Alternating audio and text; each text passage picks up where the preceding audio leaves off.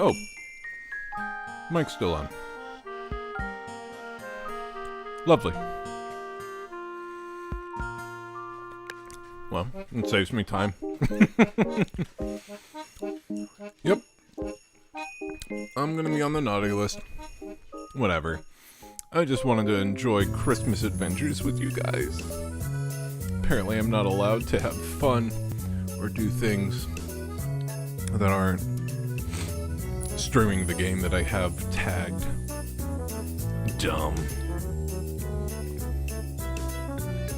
Whatever. Actually play the game this time? Well, yeah, thought I might. Thought I just might. So, speaking of, let's just get into it, I guess.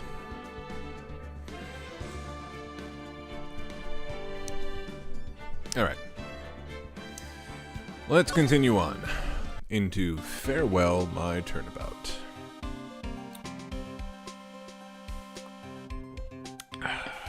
Alright, so we went to the precinct.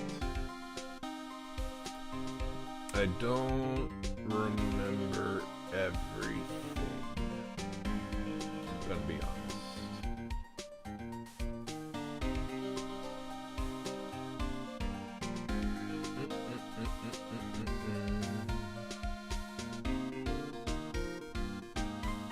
Come on, buddy.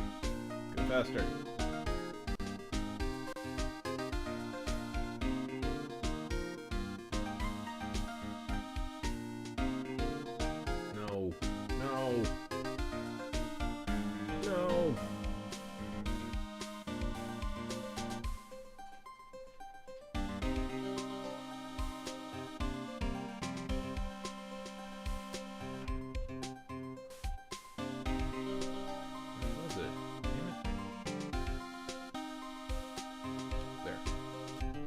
Wow, that was annoying.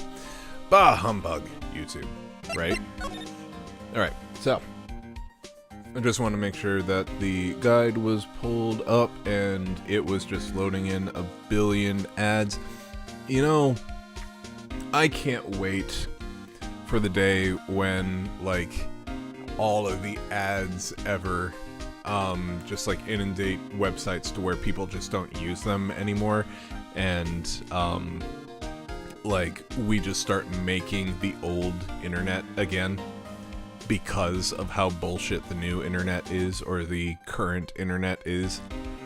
I miss the old days of, like, you would be, like, really impressed whenever there would be an advertisement for something or other at the top or bottom of the page that was, like, pertinent to something that you were actually interested in. But now it's just like you scroll through a news article and like every 2 inches is a new advertisement for something or other, and you don't even know where to click anymore without it like taking you to some other page or whatever. Shitification of the internet for sure. I just want to nuke the old internet and make internet 2.0. Just wait until the move the ads. Just wait until the move the ads from the web to the desktop. No, I don't want to. I think it's gross whenever I see a car driving around town with like those billboards attached to the top of their roof. Like, I don't need ads in everything that I do. One of my least favorite things is I'm learning German and Japanese on Duolingo right now because it's a fun way to do it and very good for like introduction to a language. And after every single time I finish a lesson, it has to do an advertisement. And I'll just like put down my phone and wait for the thing to end. And I swear to God, every single advertisement, every single game that they advertise, I swear to God, is a match 3 something or other. And it's so gross. It's all the same game. It's all like free to play, but you know there's gonna be microtransactions, and it's just like, I don't care about any of this. It's whatever. uBlock Origin is the first extension I install on every browser, and it's fantastic. Play! I'm playing. So what do you mean the evidence is airtight? I can't give you all the details, pal, but there's 2 big pieces. 2? And both of them are in this photo. Chop chop. Oh shit. The first is the button that's missing from the victim's chest. Huh. That's the button that you found during your body search of Mr. Ungard. Yup. I found it in the folds of Nickel's Samurai's special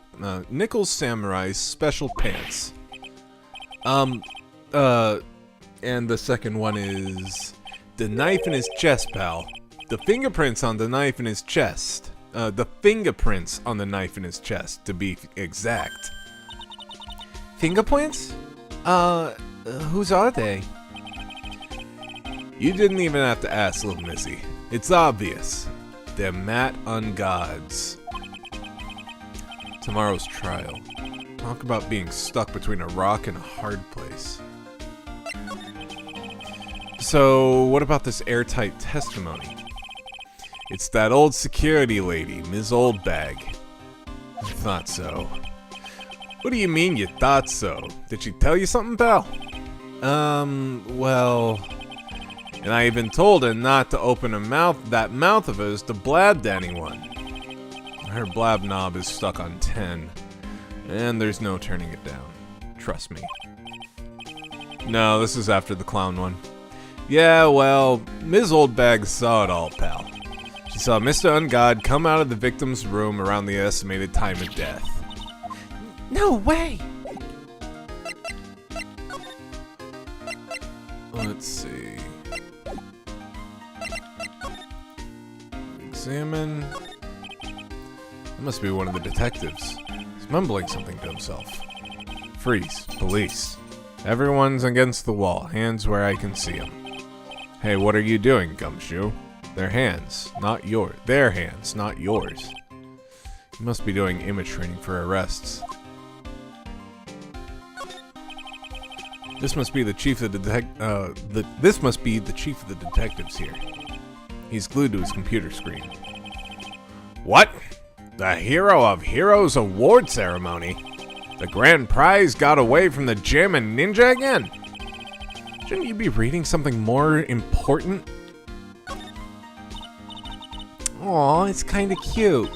Mr. Nick, what is this stuffed animal's name? That's the Blue Badger. It was my idea. I made it. It's this precinct's mascot, you know. Oh, wow.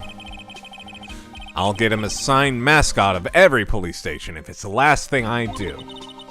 I hope you succeed in your mission, sir. Poster of female police officer. Wait, no. That's the latest Babes in Uniform calendar. My bad. These are the detectives' desks. There are computers and files on each one. Funny, they're a lot tidier than I expect. I guess the detectives don't spend a lot of time at their desks.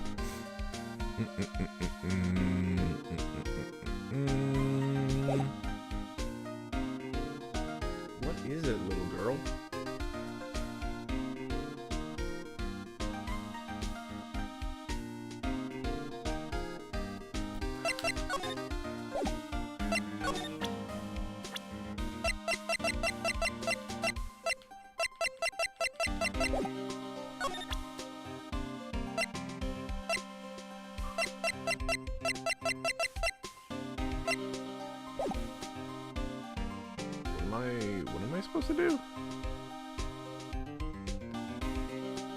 Oh, I gotta present the newspaper clipping. We're pretty interested in this bit of gossip ourselves. The scandal with Mr. Kurita, but why? Well, 2 years ago, a woman committed suicide. Suicide? Her name was Celeste Impax. And she was Juan Kurita's manager. The victim's manager? But that's not all, pal. Miss Impax was Ms. Adrian Andrews' mentor. She taught Miss Andrews everything she knows about the business from square one. Her mentor? A woman who was both Mr. Kurita's manager and Miss Andrews' mentor. Could her suicide have something to do with this case? Do you want to know more about it, pal? Sure. She was the victim's manager and was also Miss Adrian Andrews' mentor. It's been 2 years since her suicide, and now those two are linked again by another death. Or maybe it's just a coincidence. Ah! Uh-oh. I'm getting sick of dealing with one foolish idiot after another. Miss Von Karma! You can't seem to stop allying yourselves with the enemy, can you? I don't need a traitor in my midst. You don't? You don't mean? I do, Scruffy. You have 30 minutes to get out of here. You are no longer needed. Goodbye. That's... Wait! Please wait, sir. If I don't get this month's pay, I'll... Quiet. If it weren't for traitors like you, I would have won. Is that what you want to say? Who? That voice. Edgeworth! It's Edgeworth!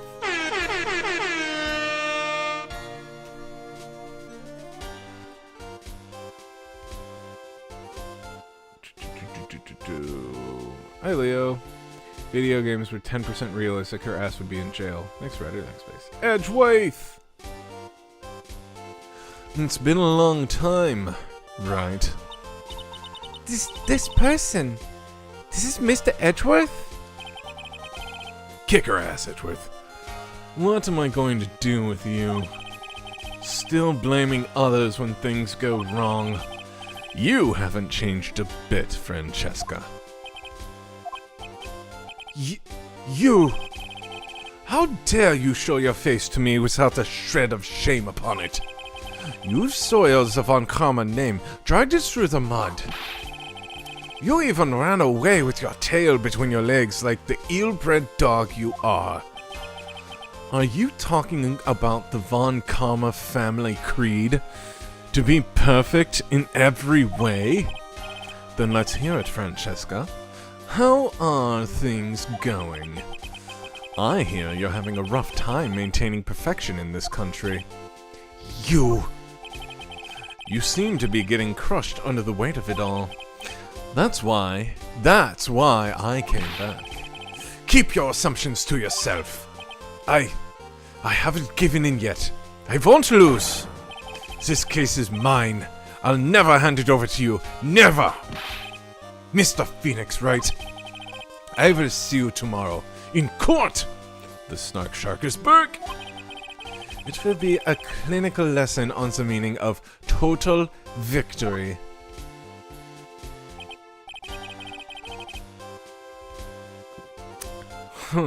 Still the same wild mare she always was. Hi. I thought you, the prosecutor Miles Edgeworth, had gone and died. Mr. Nick! I never wanted to see you again. I think that's enough of a warm welcome for someone you haven't seen in a year. Are you going to run tomorrow's trial? You heard her, right? That wild mare hasn't given in yet. It seems. So, no, I don't think I'll be making an appearance. Your hatred for me is quite unhealthy, not to mention one-sided. But I will say one thing. You can't win on your own at the trial tomorrow. What is that supposed to mean? I have something definitive that you lack. And working together is the definition of teamwork. It's the power to find the truth. The truth? In order to understand this case, you have to understand a certain truth. Well, if you ever feel the need for my assistance, it is available to you. I'm not in charge of this case, so I can be a bit more generous with information. Just what is going on inside his head? A lot of things may have happened. However, Manfred von Karma was still my mentor. And a perfect win record is proof of a von Karma. 1 year ago, you could not establish guilt in a few cases. Are those losses the reason you suddenly disappeared from the prosecutor's office?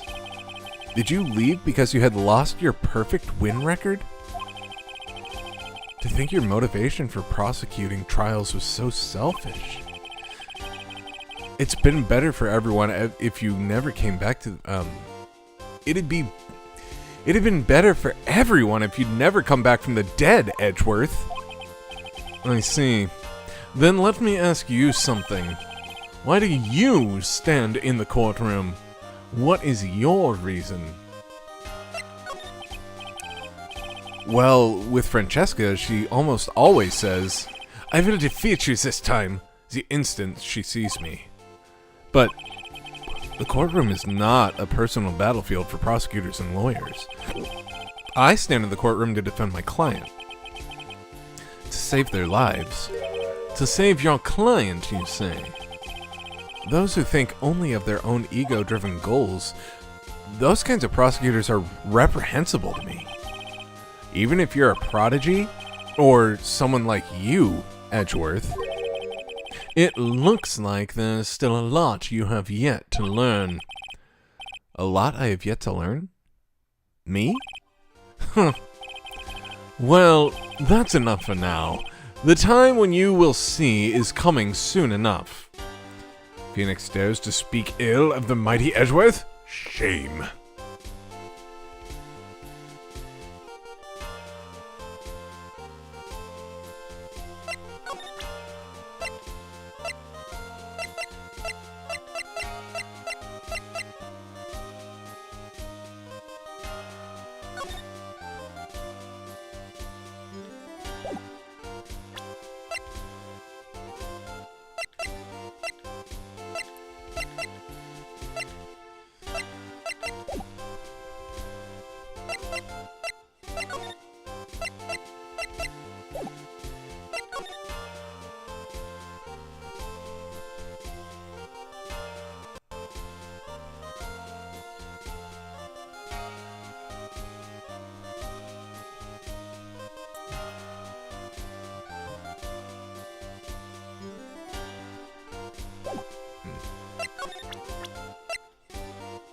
I would be so lost with the stuff that I'm supposed to do.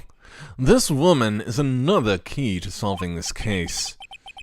Do you really think so? She was Adrian Andrews' mentor a long time ago, but she was suddenly called away by a different show and became Juan Corrida's manager. And then, a few months later, Celeste Unpax died. But her death was ruled a suicide, right? Yes. But there's still one riddle we've yet to solve. A riddle? Her suicide note. It went missing. No one could find it. A suicide note that just vanished, huh?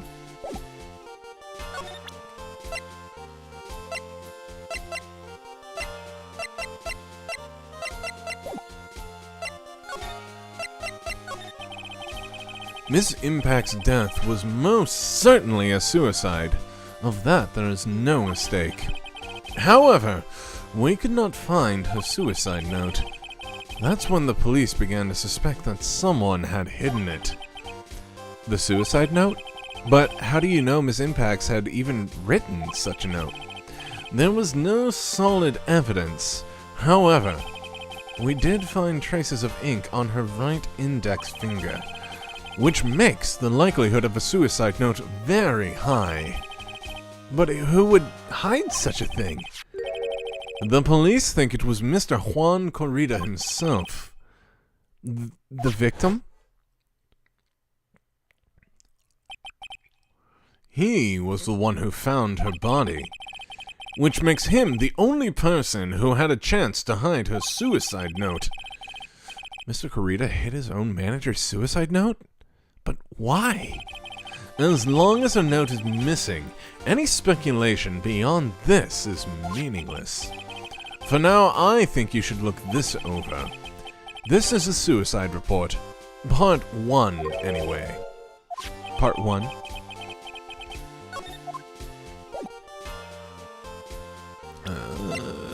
Let's take a look. Is there a suicide note hidden? I don't like to look through reports. I like suicide reports even less. Worst of all are the reports that have multiple parts like that one. That has 2. 2 parts? What you just handed me is the first part of the report. Here's the second part. The second part of the report is about an attempted suicide. The attempter's name? It's Adrian Andrews. Miss Andrews? What did she do? She tried to kill herself. She doesn't seem like the kind of person to try and kill herself, though. You think she's a strong career woman? That's just what she wants you to think. Adrian Andrews, she has a certain secret she's always trying to hide. A secret? Her dependent nature. That's what she's really like on the inside. Miss Andrews? Dependent? Talk about the exact opposite of what that woman is.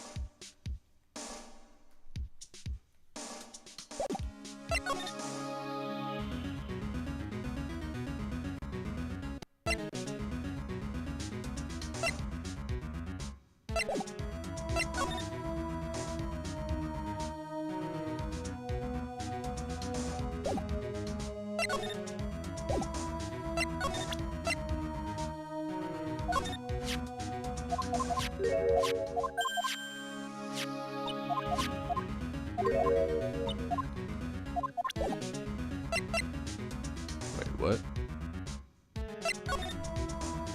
Missing suicide note.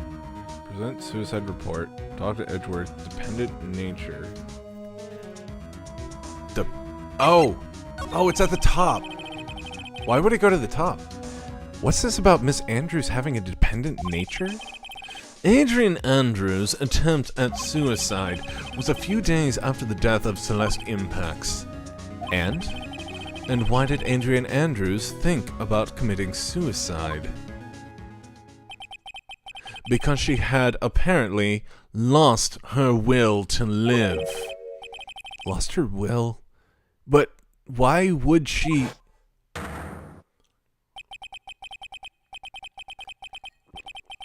Her pillar of strength, her mentor, Celeste Impax, was gone forever. That's why. Why would she do that? Is this what they call following someone to the grave? Why would you know that phrase, Pearls? After her attempted suicide, Adrian Andrews started attending counseling sessions. She is someone who needs a person in whom she can trust, absolutely. And once she finds that person, she'll do anything she can to keep them near. Without such an anchor in her life, her crippling anxiety stifles her ability to live. And that's the nature of her dependency on others? When Celeste Impax suddenly committed suicide, the world before her turned pitch dark. Well, that's according to Adrian Andrews herself. Then that means her super confident attitude. It's all a facade. She's only copying her mentor's behavior to hold herself together. How terrible.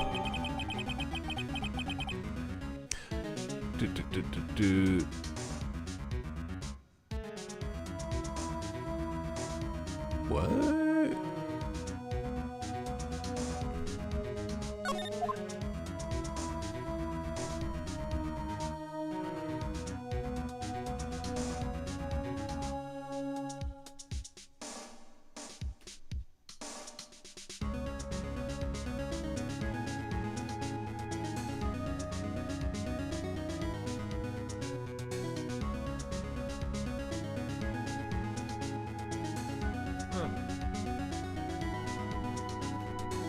Okay.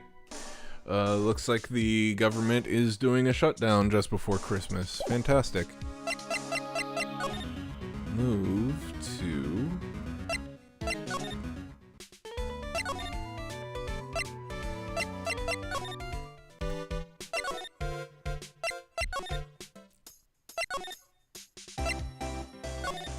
this one.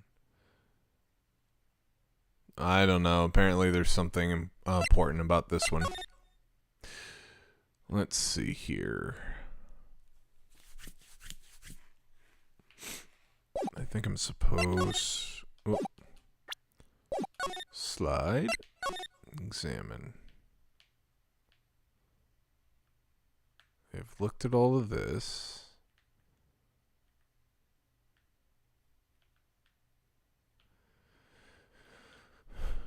Looked at that. That Wolverine guy is how Japanese see unshaven westerns. Hi, Vio. Welcome. Is this the first time you're playing this episode? This is the very first time. I have not played any of the Phoenix Wright games, and I'm experiencing them for the first time ever on YouTube. Welcome, Harper. Hey! How are you?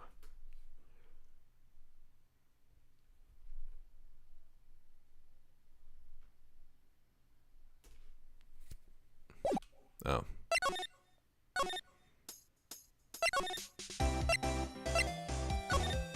To On Guard's room. March 21st. Gatewater Hotel. On Guard's hotel room. Oh, Miss Andrews is here. But it looks like she's talking with someone. That's Francesca von Karma. Miss Von Karma? What are you doing here? Well, you see, I'm his lawyer, so... You've got some nerve following me around. Following you? That's you, Miss Von Karma. You're the ones who following. Pearls. You're always following after that detective with the little beard. Me? Following after Scruffy? Don't make me laugh. Let me show you something interesting, little girl. Beep, beep, beep. What is that? An electromagnetic receiver. I planted a tracking device on that detective. And with this, I know that fool's every move. So that noise we heard was this receiver. I feel really sorry for poor Detective Gumshoe now. Now then, let's stop wasting time. Adrian Andrews. Yes. Think hard about what we've just discussed. Understood? But I noticed more stories that shouldn't be news are becoming news for no reason, like breaking news, drones exist and they can fly. So she is following him around. Well, she doesn't have to follow him when she knows exactly where he is. She just shows up where he is. All right. What were those two talking about? Miss Andrews? She seems a little dazed, doesn't she?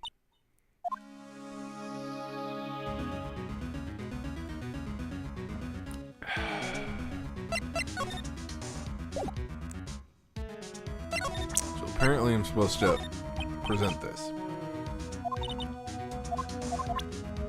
No?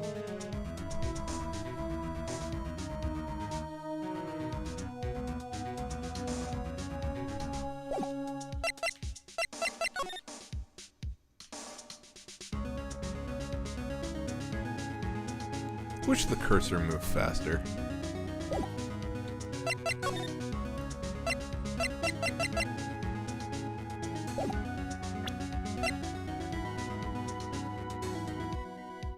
Oh, here. Talk about this. I'd like to ask you about this. I told you, I hate trifling matters. It's a waste of time to show me things that have no relevance to me. Except this is a report about you trying to attempt suicide. So it clearly does.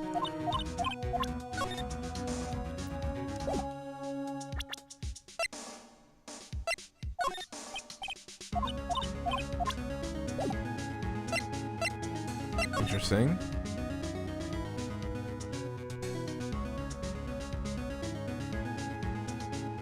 Did I miss something? This is a present Maya's Magatama to Andrews. But it won't let me. It says stop wasting my time.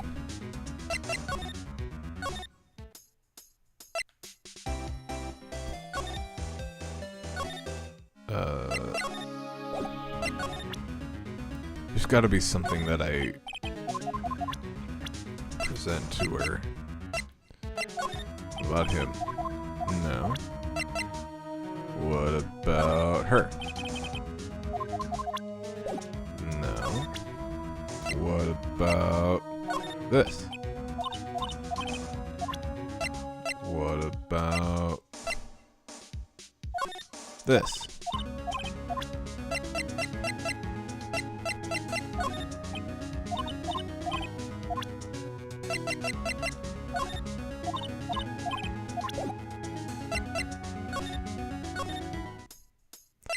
Okay, clearly I'm missing something.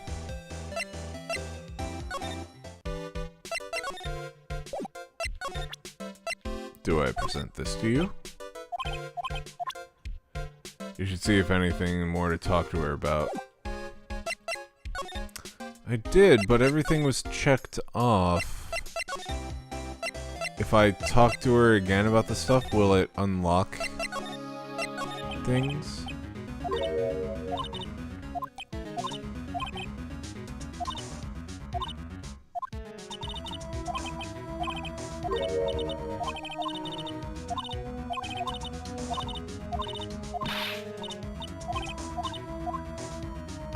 No.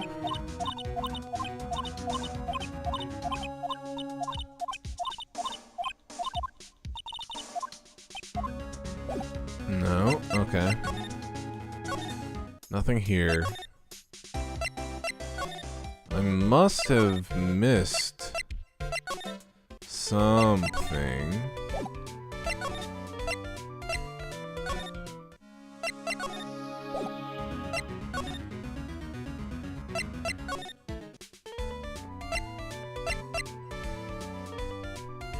What the hell did I miss?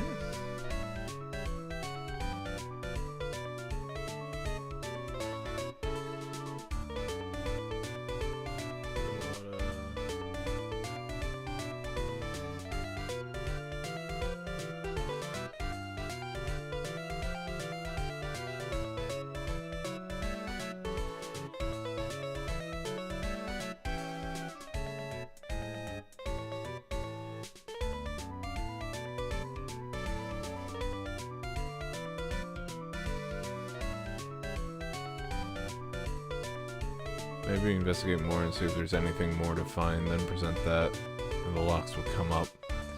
Then you know you have to use the Magatama.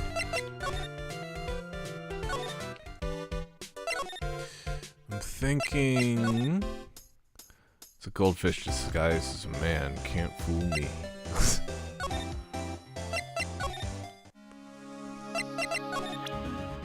What?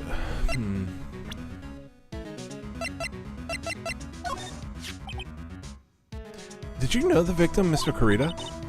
Yes, I knew him. The world is such a small place, after all. Did you know about his rivalry with Nicho's samurai?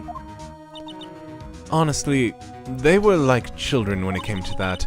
Time and time again, those two competed with each other over and over the most trivial things. If either one of them wasn't so stubborn, then maybe no one would have needed to die. I've got a hunch this woman knows more than she's letting on. She must know why Juan Corrida was killed. There it is. Do you have any ideas as to why Corrida was murdered? Why would you ask me about such a thing? I'm just doing my job. So, do you have any ideas? There they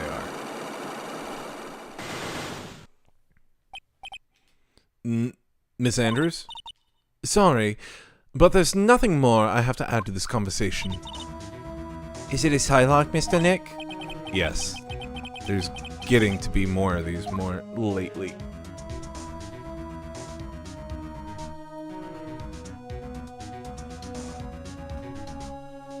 Okay. Whoop. Here you go. Here's a nice little Magatama for you.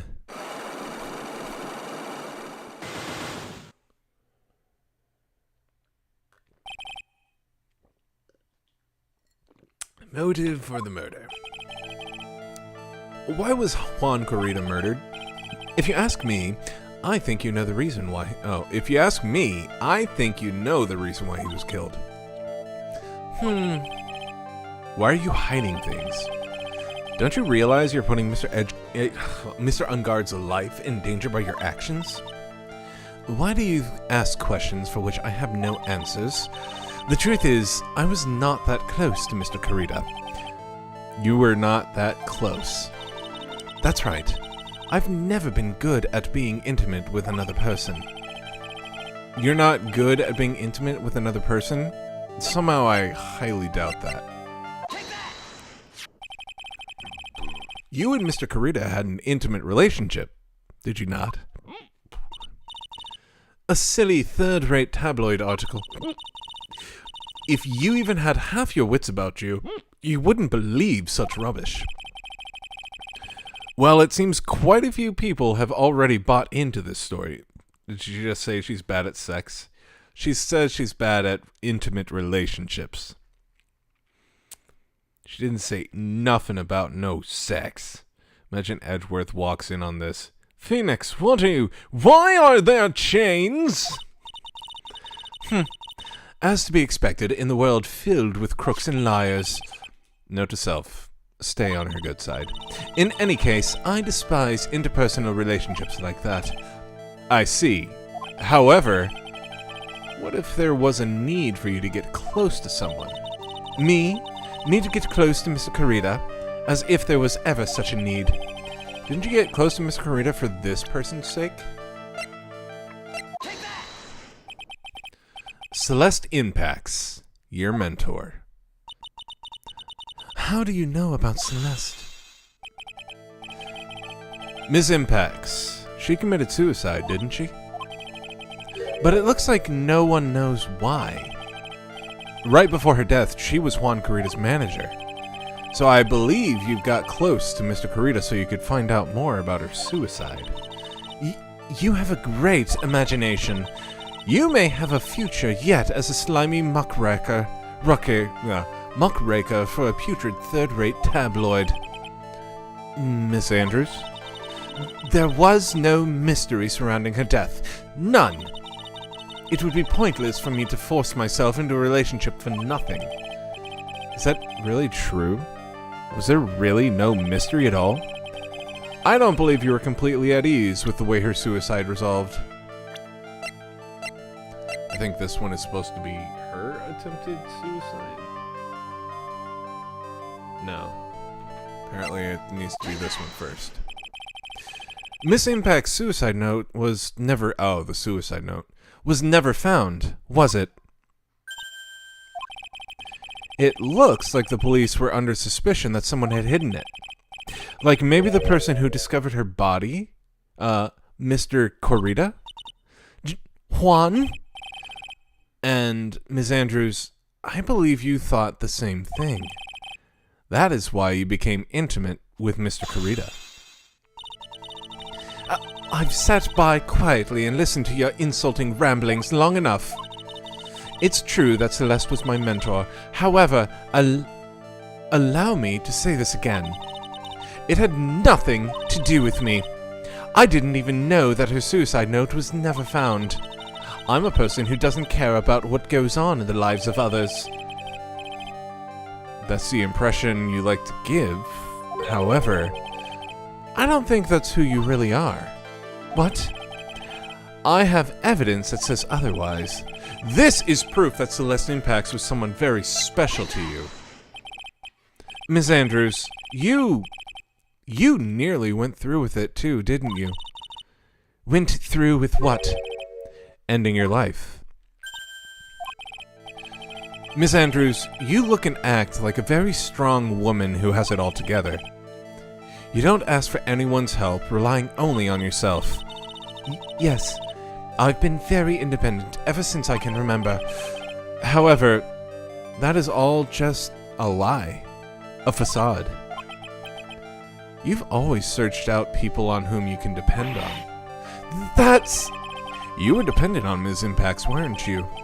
Which is why, when she passed away, you lost everything you had. Stop! When Celeste passed away so suddenly like that, I died a death of my own. But no matter how hard I tried, I couldn't stop thinking about what had become of her note. You must have heard about the police report.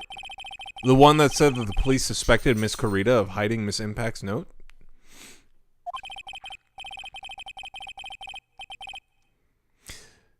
You've heard about it, and thought to recover it from him by getting close. Am I right?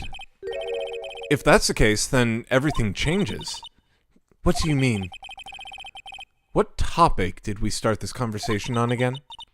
It was why was the victim killed? Exactly. Somehow, Miss Andrews, it seems that you have become the one with a reason to want Mr. Corita dead. Me? Ms. Impax was everything to you, and then she died.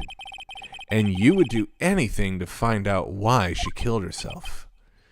Even commit murder. Murder?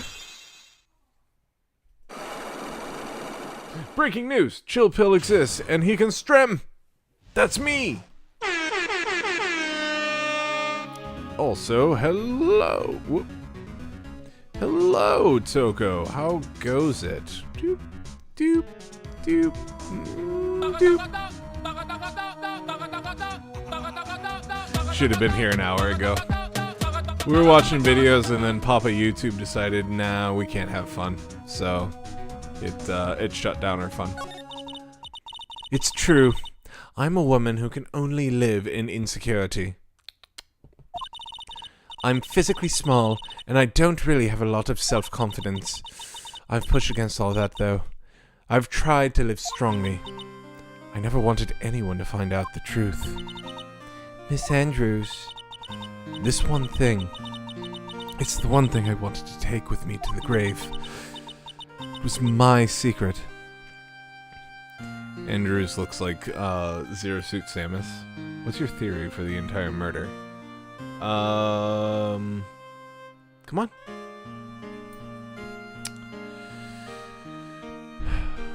What's it called? Who do I think did it?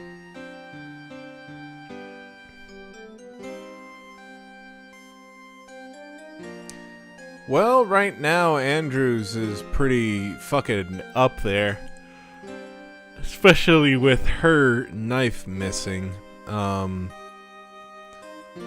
Left field theory. I think Miss Oldbag did it. If I can't have you, no one can! I'm sorry. You probably think I'm a worthless human being right now, don't you? Please, Miss Andrews, all I want to know is the truth. After Celeste passed away, I heard that someone had hidden her suicide note, and that someone was Juan Corrida. Celeste. Without her, I became scared. Everything. Everyone seemed like they were out to get me. So you were close to Mr. Kurita to recover her... You got close to Mr. Kurita to recover a suicide note, correct? Looks like the tabloids reported the truth after all. Ironic, isn't it? Well, like they say, where there's smoke, there's fire. And if they purposely add fuel to the fire, they keep the celebrity world burning. Without Celeste, no one would want to climb mountains anymore. But as for the suicide note, I didn't and wouldn't kill anyone for it. It just doesn't suit me, that's all. Well, that's enough for now. I still have work to do, so... I understand. Oh, I have one small favor to ask. My attempted suicide. I'd like you to keep it a secret. Miss Andrews, if people found out about my weakness, I would sooner choose to die than live. Yeah. Alright. I understand. Well, we'll keep it a secret. Miss Andrews. I guess she's the overthinking type. She probably never says anything without carefully thinking it through first. Thank you for your discretion. Mr. Nick, can I ask you something? What is it? Miss Andrews has been playing with that card in your hand since a little while back. That card? Yeah, I guess she has. Miss Andrews, what is that card you're holding? Huh? Oh, this? I don't quite know. It just suddenly appeared in my handbag. It's a conch shell. What is this? It looks like a seashell? Sorry, Spyro. Andrew Samus would have already rolled up in a ball and started climbing on the ceiling by now. She doesn't have the spider ball upgrade. Ugh. Also, Zero Suit Samus can't roll up in a ball. That's just silly. I honestly don't remember owning this card. I wonder where I picked it up from. Her not remembering something clearly? Sounds like it would be a rare occurrence. Well, I must be off. I leave Mr. Ungard in your capable hands.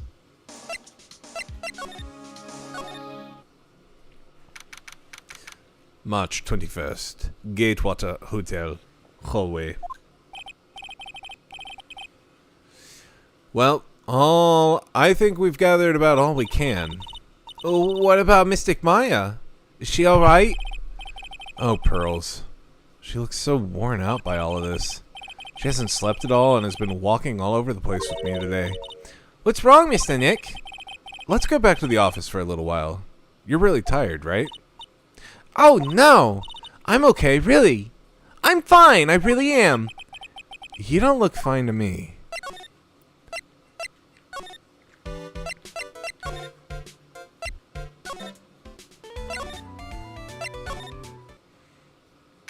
Alright. March 21st. Wright and Company Law Offices. So, what now? Well, we did find one thing out for sure. Miss Andrews has a motive. You mean Miss Impact's suicide note?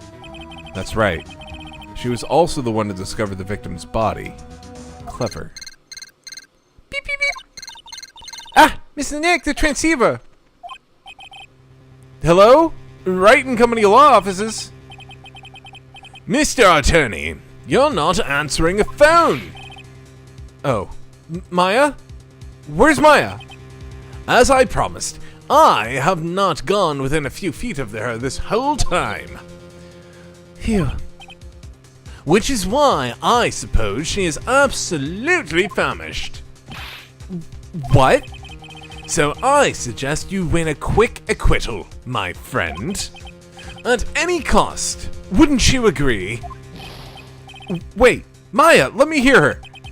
Very well. Ask my... Maya, is that you? Sis, ask my sis. Beep. Maya? Maya! Damn it, he cut me off. Mystic Maya said ask my sis, didn't she? Sis? What does she mean by that? Come on, Phoenix. You're a hopeless one. Sorry. Ah!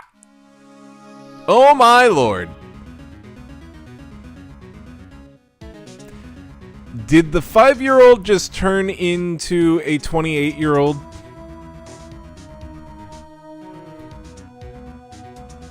What the fuck?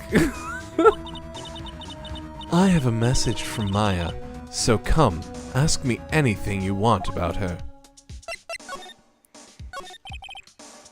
How's Maya? She's safe, for now. In light of Latinx flashback, new PC gender terms for Mexicans are now Miakin and Meoakin. God. That kidnapper is one to keep his word, it seems. I'm glad to hear she's safe, but Mia, how did you know? As soon as she was locked up, Maya called for me. I read the note she left. Then I gathered as much information about her surroundings as I could. I didn't know you could use spirit channeling like that. Pretty smart of her. Why don't you just stay dead? The kidnapper. What's he like? Yes, I know boobies, but like there are other characters that have titties. But like, why did the 5-year-old turn into booby-chested ghost lady? Okay. Ratter says because boobies to like everything, so I guess that's why. I don't know. Apparently... Chill, it's a Japanese game. Of course, she boobed boobily down the booblin. Boob Avenue. Why did you expect anything else? Well, if it was truly a Japanese game, the 5-year-old would actually be a 7,000-year-old dragon, and people lusting after her would make it legal at that point. That would make it a Japanese game. Apparently, Maya went to answer a phone call at the hotel and was drugged there. And she didn't see the face of the attacker. In Japanese games, it's always because... I guess those are boobs, or maybe a butt. Oh god, don't even go there, but yeah, you're probably right. Like the twins? Yup. Ugh. Maya's locked up in a very dark place right now. I'll tell you everything I heard when I was with her. When you were with her? Date, question mark. Time, question mark. Location. I'm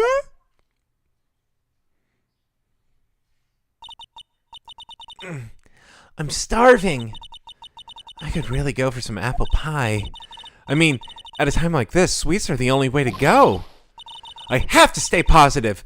He promised he wasn't going to kill me. I'm not going to die. Sis, I wonder if you're with Nick right now. Oh, I'm Maya right now. Drat, it's locked. But the door's lock seems easy enough to open. Did you just make that up about Mexican or whatever the fuck? It's sad, but I almost believe it could be an actual thing. On TV, the hero always uses a plastic card or a stiff piece of cardboard. Then, click!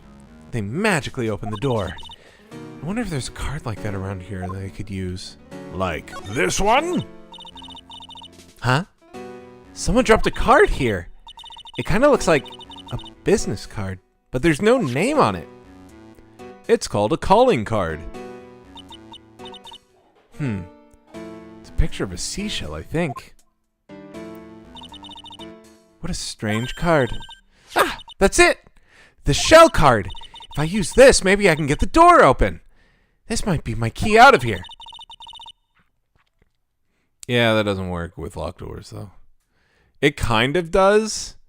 There's a door at my hospital that we used to need a key for, and we would have to like get it out of a vault to unlock the door. But then our buyer found out that the door can just be easily jimmied open with a flat surface. He has a pocket knife, so he'll just use that. But I'll get like a pill counter spatula, and you can just really easily jimmy open the lock. So it does with some doors, just not good doors. Pro tip, Never refer to a Latina as Latinx unless you want to die.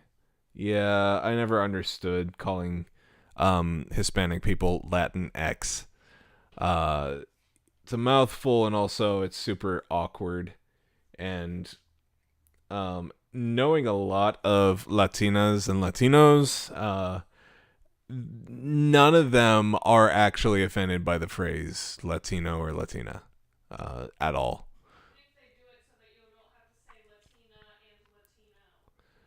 I mean,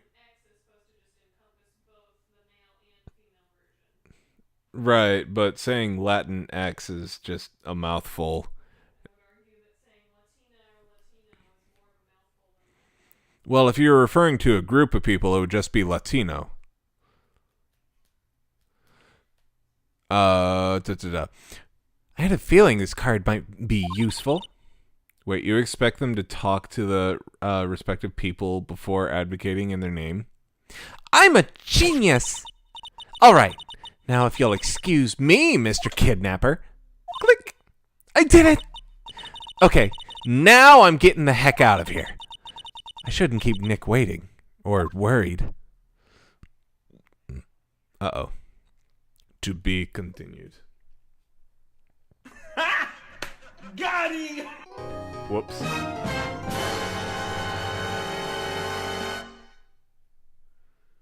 Alright. So now we are about to begin part 2 at the trial. So let's go ahead and take a very quick break, and we will be back with part 2. Hold up!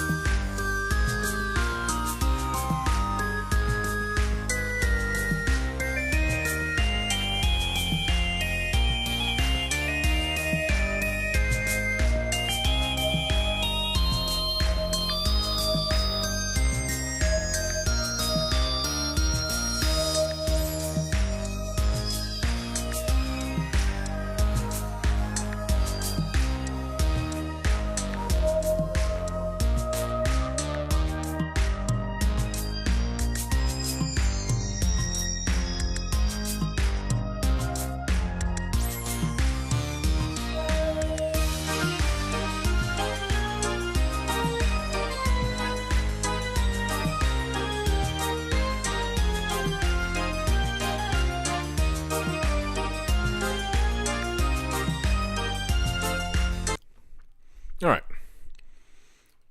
We are back. Let's get into it.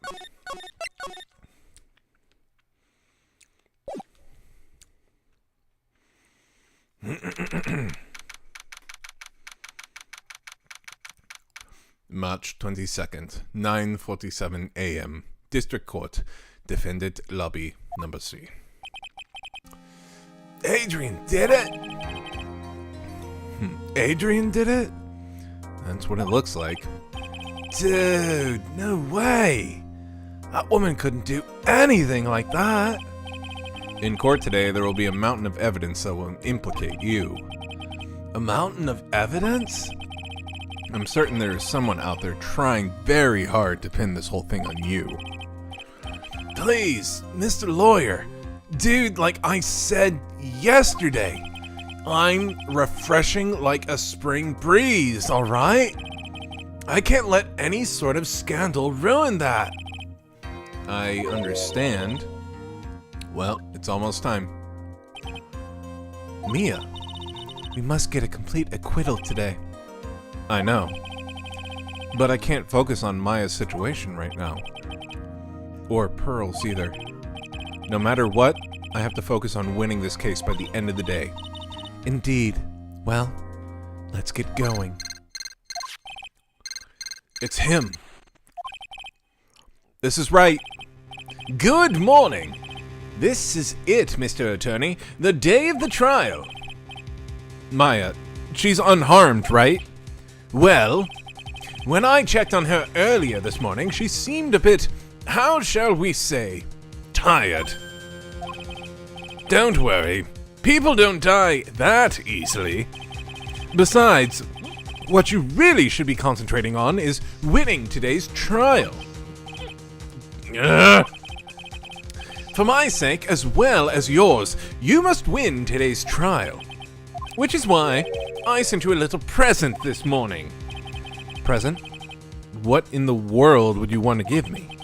You'll figure it out once the trial starts, and even if you don't like my gift, I expect you to graciously accept it and win the day's contest, if you please. Wait! Doot, doot, doot. The kidnapper sent me a present? Mr. Lawyer Dude? Who is that? No one. It has nothing to do with you, so forget you heard anything. Dude, did your nose just get longer? No! Yes, no. It doesn't do that. Don't be ridiculous. March 22nd, 10 a.m., District Court, Courtroom Number 3. Well, Francesca is in here. Court is now in session for the trial of Matt Ungard. Are the prosecution and defense ready? The defense is ready, Your Honor. I say, Mr. Wright, what happened to Miss Von Karma? I don't know, Your Honor. Why are you getting mad at me? Your Honor. Please be quiet, bailiff. Court is in session. If you must tell me something, please keep it brief. Now then, what is it? Prosecutor Von Karma has... This morning, Ms. Von Karma was shot by an unknown gunman. What? Shot? Somehow, I think this is the present the man was talking about. His present? My nose is about to grow Pinocchio just before the universe imploded.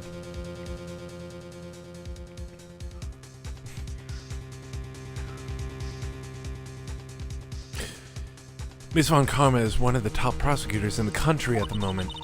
If she were to disappear, it would be to your advantage. This is totally insane. Ms. Von Karma, is she alright? I don't have that answer. She's alive and stable, in stable condition. That's good. Whew. You're... Your Honor, due to the circumstances, Miss Francesca Von Karma cannot appear in court today. I, Miles Edgeworth, will be taking her place. Edgy! The prosecution is ready, naturally. Well, can you take the other side? There we go. Now it's like old times. Ms. Von Karma was shot in her right shoulder and is currently undergoing surgery. Luckily, I have looked into this case and am familiar with the details. The prosecution seeks to prove the guilt of Mr. Matt Ungard. The court acknowledges the prosecution. Right. I finally found the answer I was struggling for on my long journey this past year. By the time this case comes to an end, you too will know the answer. Now then, the prosecution would like to call its first witness. Please bring Detective Gumshoe to the witness stand. Witness, your name and occupation. My name's Dick Gumshoe, sir. I'm a detective down at the precinct. For now. For now. After this trial's over, I'm supposed to turn in my badge, sir. Detective Gumshoe? The prosecution has no need for a depressed witness. Lift your head up and face forward like a proud officer, Detective Dick Gumshoe. Yes, sir. Now, let's have your testimony. If you want to explore the various facets of this case, we must start with that. Get ready, Phoenix. This is going to be one very rough fight. Yeah, it would have to be with Edgeworth as my opponent. The answer he was struggling for. Interesting. Show me this answer you finally found, Edgeworth. Hell yeah! Edgeworth hits the ring! And he's striking anything that, by God, moves. Should have that, what's it called? Smash Bros. Ultimate. Edgeworth, something into law. I don't know. Jumps into prosecution. This might have happened after the Hero of Heroes award ceremony, sir. The victim, Juan Corrida, was found dead in his hotel room. After looking into the cause of death, we believe he was definitely murdered, sir. At first, we thought there was something suspicious about the empty guitar case. However, we found out that the guitar case had nothing to do with the murder.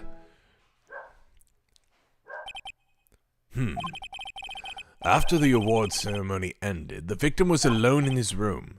Yes, sir. Both the victim and defendant went alone to their rooms, sir. I see. Mr. Wright, you may begin your cross-examination.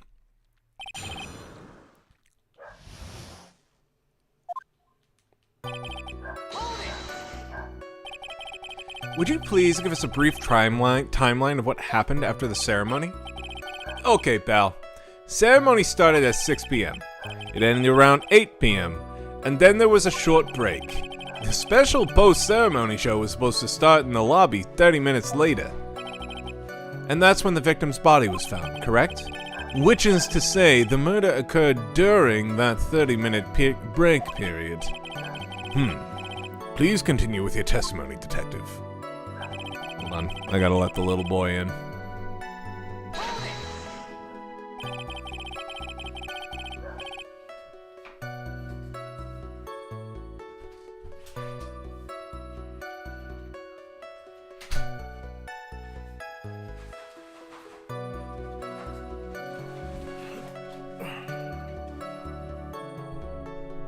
Alright, little boy has been let in.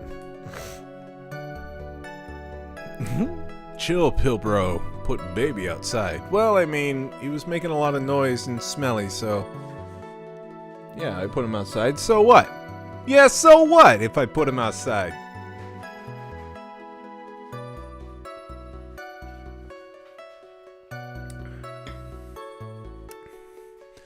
The person who discovered the victim's body was Adrian Andrews, correct? Yeah? Who is this Adrian Andrews you're talking about? She's the defendant Matt Ungard's manager. She's a real pretty lady, sir. Ah, so she's a pretty lady. I wonder if she will grace us with her presence. When the post-ceremony show was about to start, she went to get Mr. Ungard. After visiting his room, she next went to the victim's room to get him for the show, sir. I see, and that's when she found the victim's body.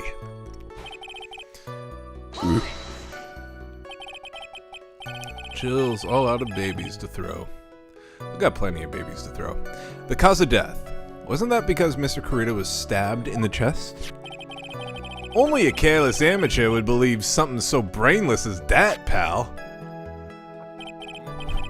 Take a good, hard look at the crime photo. Now, real pros' attention would be drawn here to this bandana.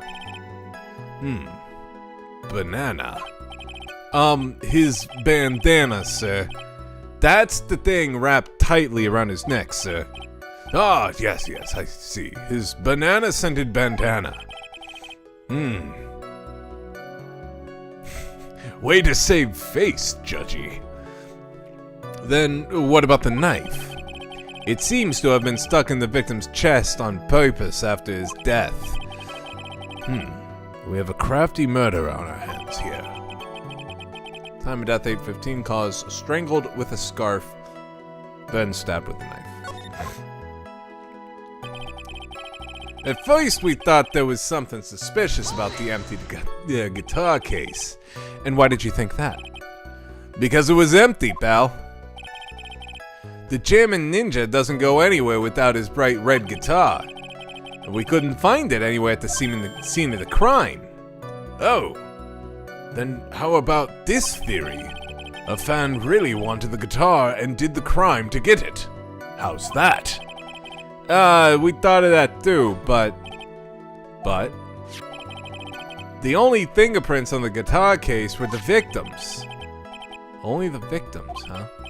I see. So much for my theory, then. You're not supposed to be putting out theories, you're the judge. You're not allowed to influence the case.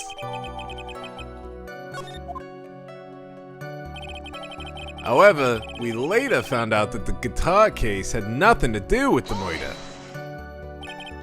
What convinced you it had nothing to do with the case? The guitar wasn't at the Gatewater Hotel that night. What was in that banana, Judge? Well then, where was it? The bright red guitar was eventually found at the TV studio. The victim, Juan Corrida, had apparently only taken the case with him, sir. So you mean he forgot to put the guitar inside the case? Yes, sir. Even when he was on stage for the ceremony, he didn't have his guitar. So that guitar case was empty even before he got to the hotel. Yeah, that's right. So it really had nothing to do with the case after all. I believe that is enough. First, the victim was choked to death with his bandana. Then, after the victim was dead, the killer deliberately stabbed him with a knife. Which brings me to my next point. Why, then, did the police arrest Matt Ungard? Because there was reason enough to suspect him. Here it comes. Looks like Edgeworth's back in full swing. Very well. Detective Gumshoe, please testify about this matter. Yes, sir.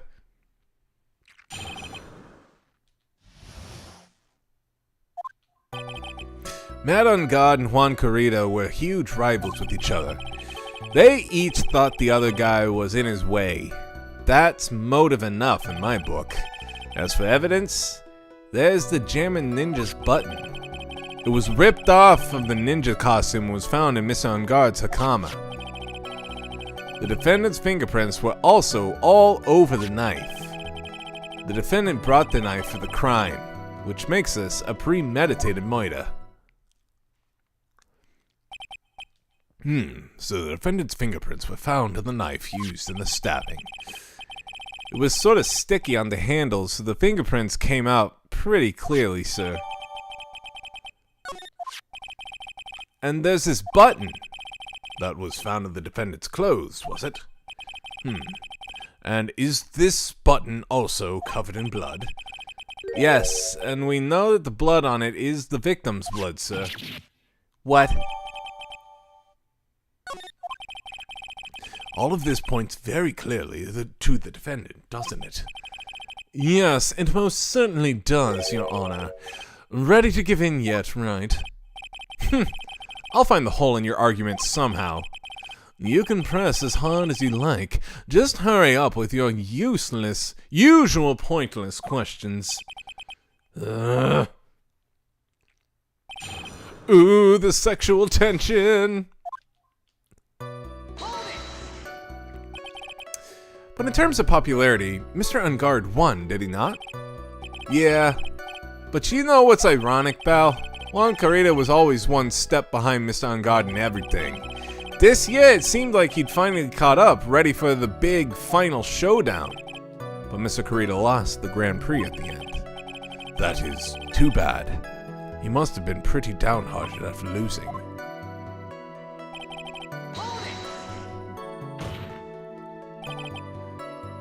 Wait just 1 second there. Mr. Ungard was beating Mr. Carreta in the popularity polls. Well, yeah, I guess, but... Which means that in the defendant's eyes, the victim was not a rival at all. Which means he had no motive to kill at all. Yes, I quite agree. Well, detective? It's not... Well, I guess if you put it that way, then yeah, the defendant wouldn't have had no motive. Detective, I'm beginning to see why you were fired. Eh? No! Not you too, Mr. Edgeway, sir! That's... I look forward to your pension negotiations. No! Now, detective. Let's continue with the testimony. No, not my poor pension, too. Detective! If you value your money, I suggest you proceed. Yes, sir. We can talk about my pension later, sir. Edgeworth is savage. What about what I was saying? Hello? Anyone? Do you have any proof that the button belonged to the victim? Huh? What do you mean, pal? Oh, let me put it this way. I'm asking you if you have any evidence to back up your claim that this button was ripped off the German ninja's costume. Huh? But can't you tell just by looking at it? And the victim's blood is on it. Anyone could have smeared that blood on there afterward. Mr. Edgeway, help me, sir! Alright. I knew it had to be this piece of evidence. Now to reel this one in. Thread. The button was attached to the costume by thread, obviously. And that thread snapped when the button was torn off. If you match up the ends of the thread on the costume with the thread on the button, it's a perfect match. Yeah, that's it! They're a perfect match, pal! That's Edgeworth for you. Never misses a beat. When was this button found? Pretty soon after the body was found. We rounded up everyone who knew Mr. Carreta, and then we did a search on them all. That's when we found the button. So it was almost immediately after the murder. The police didn't have the free time to lollygag and play tricks, unlike some people. Hey, what's he trying to say about me here?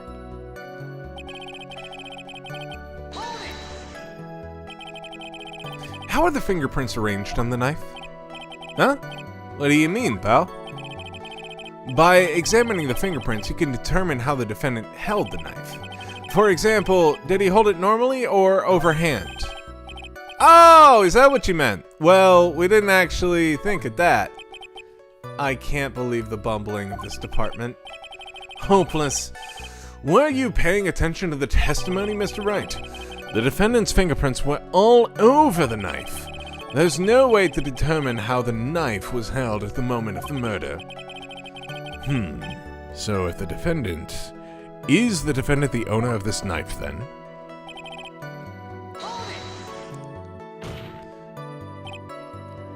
There's no way this was premeditated murder, even if he brought the knife. Sorry, pal.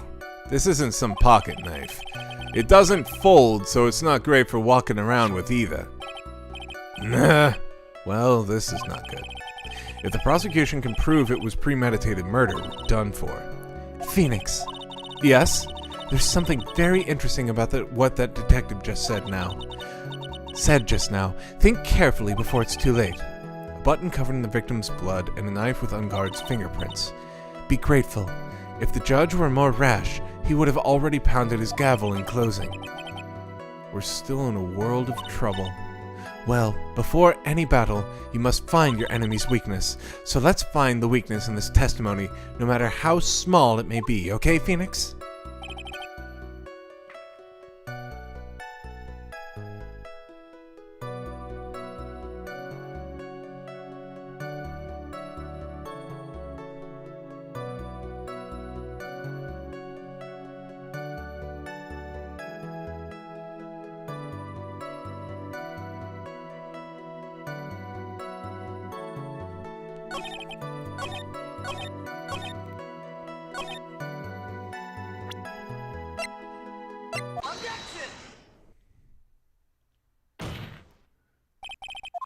Wait a second. What? So the basis of the argument that this was a premeditated murder is simply that my client brought a knife beforehand? That's right, pal. The defendant did not buy this knife. Huh? Take a good look at the handle of this knife, and you'll see what I'm talking about. Huh? It has a Gatewater seal set into the handle. Gatewater? I think I've heard that name somewhere before. That's the name of the hotel. The Gatewater Hotel? Uh-oh. The murder knife was actually property of the hotel, which means this murder was not premeditated. Yes, that is very true. This is a very big... What is it, Miss Edgeworth? I'm sorry, but the defense is simply too careless. What? I think whether the crime was premeditated or not has already been determined. How so? I admit this knife is hotel property. There is no one currently on the police force that is dumb enough not to realize this. But I didn't know. Oh. The question is, where did this knife come from? Why, that's obvious. It came from the victim, Mr. Corrida's room. Sorry, Your Honor, but that is incorrect. The victim ate a last meal before he was murdered. With that being the case, I would like to draw the court's attention to what is on top of the table. There's a knife and fork on the table. Then, where in the world did this knife come from? If it pleases the court, I would like for us to recall the room of the defendant, Mr. Matt Ungard. Especially what was on top of his table. There is something missing. Perhaps it is a single knife. We investigated the leftover dishes for fingerprints, and while we were investigating, we came to the conclusion that Mr. Matt Ungard's knife was missing. Mr. Ungard had gone to the victim's room with the knife he had used during dinner. Why would he carry a knife on a visit? To kill, of course. And with that, I believe the prosecution has proven this was a premeditated murder.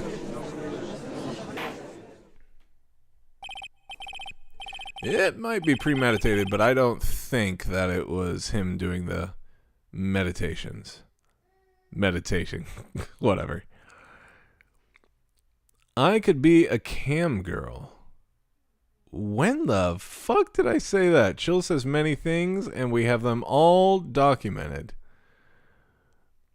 I said that 2 years ago. 2 years ago and some change.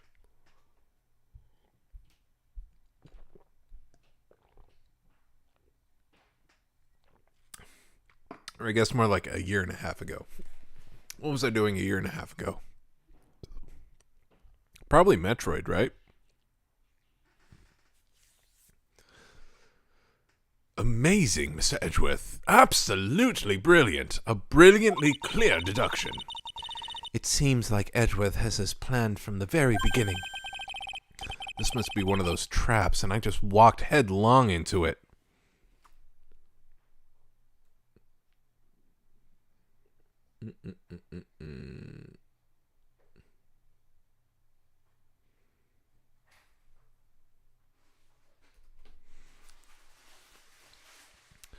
Nobody do quote 73 ever.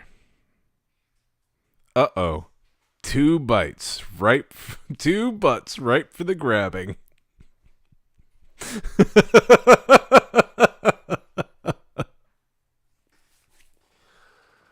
Oh, God.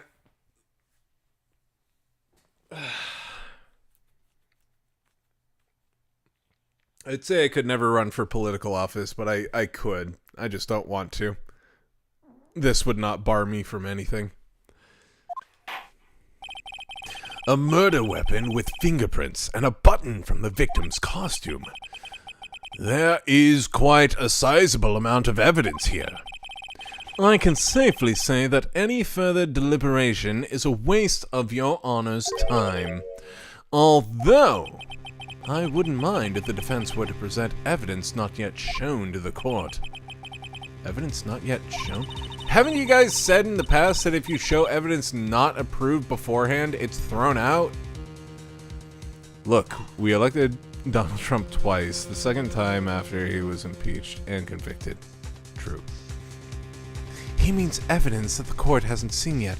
In other words, new evidence. What does the defense have to say about this, Mr. Wright? Well, Phoenix, the judge is favoring the prosecution right now.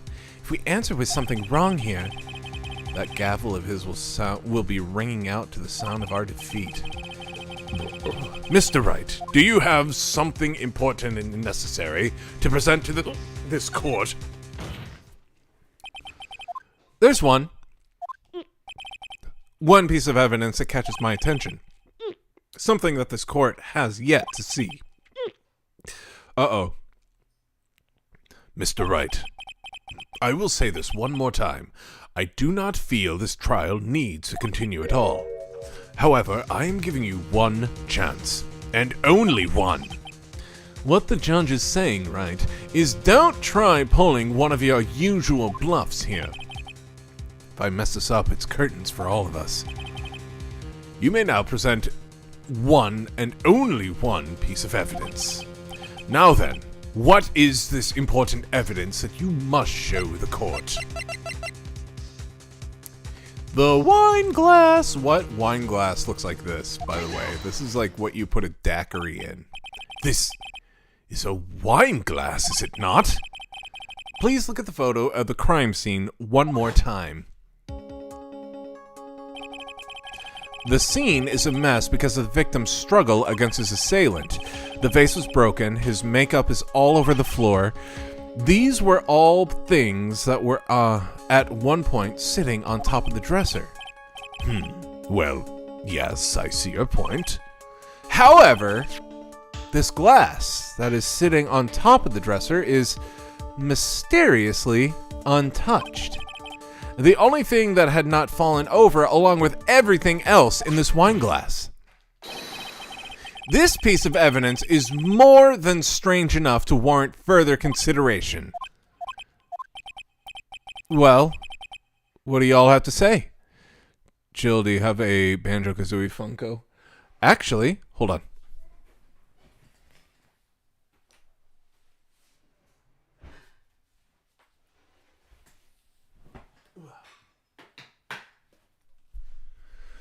I have a very special one.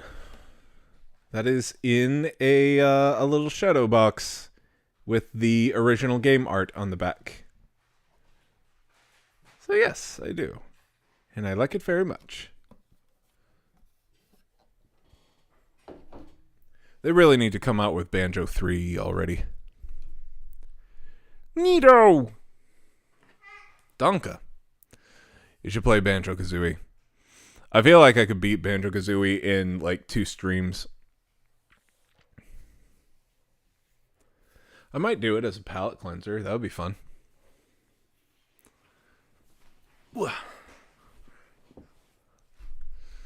Well, what do you all have to say?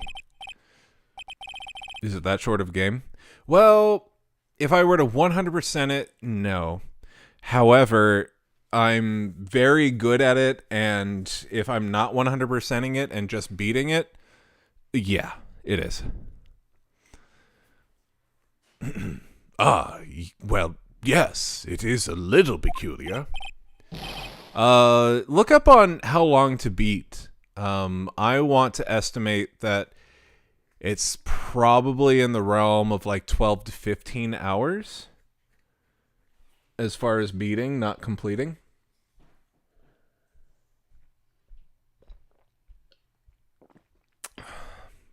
Yes, isn't it? I thought it was. You can stop looking at me with those puppy dog eyes of yours now. Mr. Edgeworth? What is it, Your Honor? Your opinion. You don't need my opinion, because there is no special meaning to that glass. What? It's safe to say that the glass was set there after the crime took place. By the person who discovered the body, Adrian Andrews, for example. She could have easily been so shocked that she set the glass down without thinking. If she were shocked, wouldn't she, like, drop it or something? I don't know. That does sound very plausible. Mr. Wright? Could Miss Andrews really have set that glass down without thinking?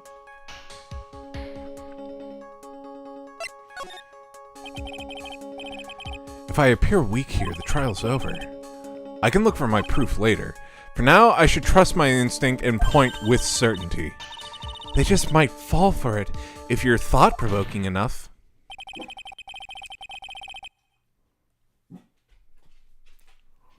Says 14 and a half hours for 100%. Just out of curiosity, what does it say the completion time is for Banjo-Tooie? I want to say it's double that. The defense would like to challenge the prosecution's theory. If she were shocked, she would hold tighter. Right? She wouldn't just, like, casually be like, "Oh my god!" Places glass. A dead body! We would like to see something that proves it was Miss Andrews who set the cup on the table. You've turned the situation on its head yet again, as usual. Mr. Edgeworth, do you have any proof to back up your claim? There's no way he has any. He's just bluffing. Unlike Mr. Wright, I never say anything unless I have the evidence to support it. What? 24 hours? Holy shit. An additional 10 hours to complete the sequel. You're not thinking hard enough today, Mr. Wright. Did you think this wine glass escaped my notice? Then, of course, it has been thoroughly inspected for fingerprints. Hey, Keyshawn, how goes it? Hello, Dor. Howdy, chaps. Fingerprints. There were only one set of fingerprints left on this wine glass, and when there was only one set of footprints, that was because Miss Andrews was carrying you. Only one? Well, whose were they? They were not the victims nor the defendants. Rather, they were of one Adrian Andrews. What? That is why I said that the person who had discovered the body had left it there. Are we done here, Mr. Wright? Can't believe I fell into another trap. Miss Andrews was probably holding the glass when she went to see Mr. Carita. Gasp! But upon seeing his dead body, she was stunned and set the glass down on the dresser. What you just said makes a lot of sense. Tisk tisk. Now do you see, Mr. Wright? You can't change any part of my scenario as it explains everything all too well. I've thought long and hard this past year about what it means to be a prosecutor, and from here on out, I will show you the answer I have come to discover. Wait a second, Mr. Edgeworth. I think the prosecution has provided enough evidence for me to enter my verdict. Unfortunately, I cannot allow you to pass judgment yet. The prosecution has yet another witness we would like the court to hear from. Another witness? Yes. Bailiff, please bring in the next witness. What in the world is Mr. Edgeworth thinking? Edgeworth thinks long and hard about a lot of things. Oh God, he brought in an alien. Now then, witness, please state your name and occupation. Witness, your name and occupation. Gotcha! I wonder what happened to that calm composure he had earlier. Oh, Edgy boy, it's been what, a year since we last met, hasn't it? You should be more happy to see me. I saw the report with her testimony, but who knew that under that helmet it was the wicked wench of the witness stand? I tell you, this time I know what I'm supposed to do. So today I'm going to tell you anything and everything, even things that don't have to do with a terrible crime. Ms. Witness, that terrible crime is all this court needs to know. Shush! I'm talking to my dear Edgy Wedgie right now. Don't interrupt us, Gramps. Yes, madam. No, please, by all means, interrupt her, please! Anyway, witness, your testimony, please. It's true what they say, that youth are hot-headed nowadays. Now, not that I mind at all, Edgy. Now then, what should I start with? The witness was on security detail at the hotel on the night of the murder. Is this correct, Ms. Oldbag? It was a great job being able to see my dearie Juan. It was almost too much for my little heart to handle. You mean you were a fan of the victim? Look, everyone is crazy over that on guard, saying he's cute in a fresh way or something. But not me. I wouldn't say anything so silly. After all, I have no interest in a little child like him. I'm only interested in a real man. Juan Corrida. Those two are the same age. Anyway, as I was saying, I was pacing in front of that room last night. Very well. Please tell the court what you witnessed the night of the murder. Leave it to me, Edgy Poo.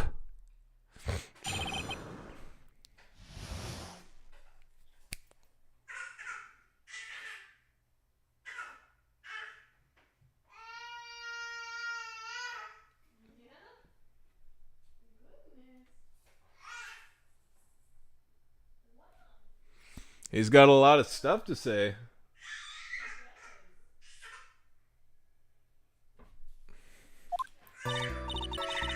Anyway, after the ceremony, I went to pace around in the hallway in front of his room. There was something I was interested in finding out, you know. Well, since I was on the job, I made sure to keep a good eye out the whole time. That's when someone showed up. It was a man coming out of poor Juan's room. It was Ungard! Matt Ungard! He was trying to sneak his way out of Juan's room!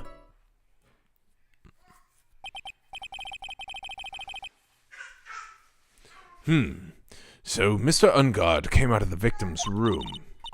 See? It has to be him! He's the murderer!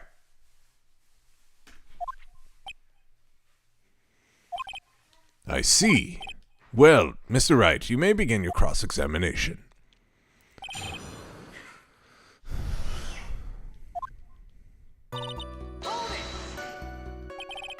Ms. Oldbag, what was your post on that night? The lobby. I was supposed to help set up the stage for that trifling show, but I refused to help, I'll have you know. It was for that lead-headed samurai show. Oldbag clearly didn't learn from the last time. Fucking boomers, man. I even took out a few of the nails. Maybe it was a good thing the show didn't go on. Besides, that manager with the glasses seemed to be working hard at it without me. So I thought I'd take a break and spread my wings a little. Oh boy. No, what the fuck is that thing? That's Miss Oldbag. Something you were interested in? And just what was that? It's not some little thing I can just go around telling everyone, you know. It's top secret between me and Juan. And Edgy Poo, of course. Mr. Edgeworth, what is this thing she was interested in? I have no idea. I despise gossip, Your Honor. Gossip. But should it prove relevant, we can always have it appended to her testimony later. It looks like we shouldn't force it right now. And did the witness stay in the vicinity of the victim's door the entire time? Well, since I was on the job... Oh? Then would you tell us the number of people who went in and out of Mr. Kurita's room? Who is that? It's Ms. Oldbag! That's who it is! She's just dressed up like a fucking astronaut or something from the 1970s.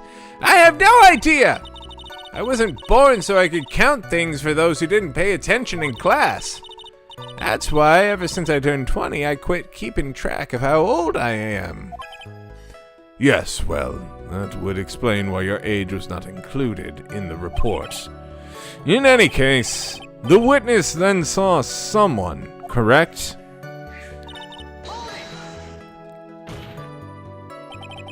Who in the world was that? I'm not allowed to say. That was very informative. She's an old lady from the first game. She's just an old lady, and she has a lot to say. She's boomer raised to the boomer power. This sort of information has to be carefully guarded from the masses, Sonny. The man that came out of the Juan's room, he was... Yes, he was. Ah! I'm too scared I can't say his name out loud! Oh. What I wouldn't give to have Francesca's whip right about now.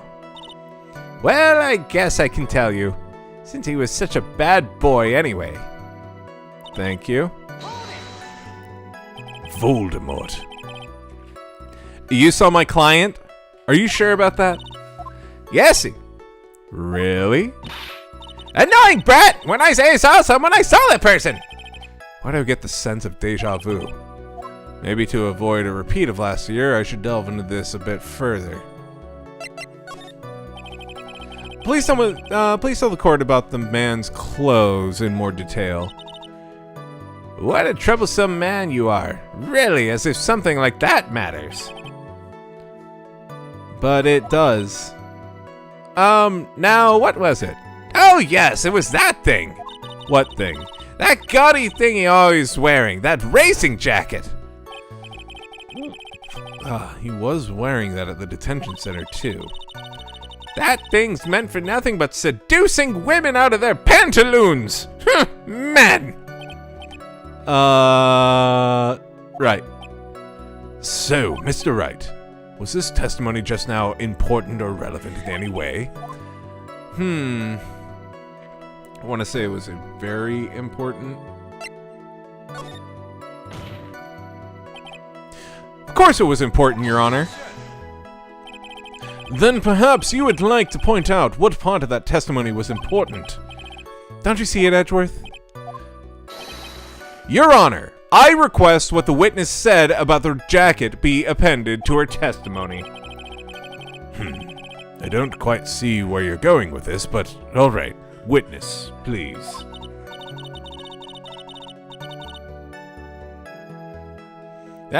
Well, I don't like to badmouth anyone without reason, but if I must...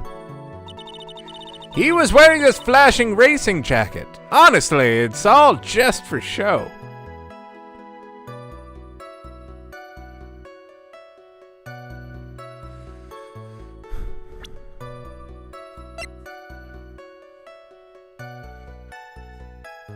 Present Jammin' Ninja's badge?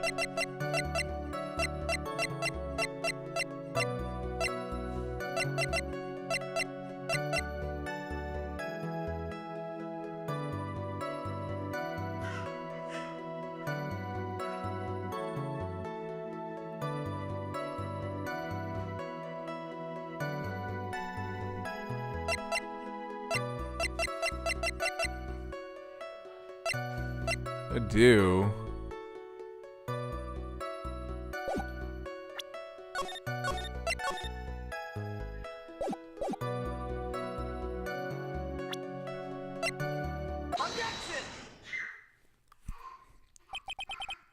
Ms. Oldbag. What? Don't say my name for no reason. You know what this is. Ah! It's button number 2 on the Jammin' Ninja's costume.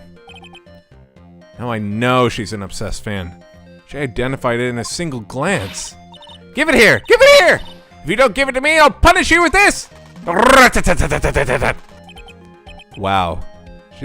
She really is a diehard fan to want a button covered in blood. This button was discovered on Mr. Unguard's body during a full body search. See? See? This button proves beyond a shadow of a doubt it was the rascal Unguard! It was caught up in the pleats of his Nickel Samurai Hakama pants. See? See? An Unguard is a Nickel Samurai! Witness! Now, it may just be me, and I do have an active imagination, but just now, didn't you say the defendant, Matt Unguard, was wearing his usual racing jacket? Ah, I'm so sorry. Sorry that you judge people based on what they wear! If I wore the trendiest dress, then maybe, but instead I have to put up with this wearing this outfit is hideous, right? I've got taper. It's heavy, so heavy. I wish we could get this dream alive for all those kids out there to understand. Now take a look in this mirror. Your clothes are a documentary on curling. You have Eddie-Boo. Now hold your tongue still there for 1 second. So what you saw was not Mr. Unguard, the man. But Mr. Unguard, the Nickel Samurai? But when you think about it...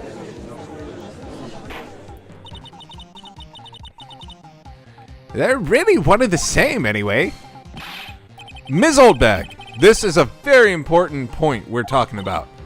Edgy-poo, do you think so too? Well, it might be something worth considering.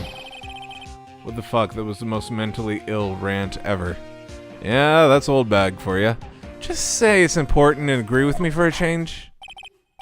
Witness, think carefully and try to remember as much as you can before you testify. Alright, if you insist.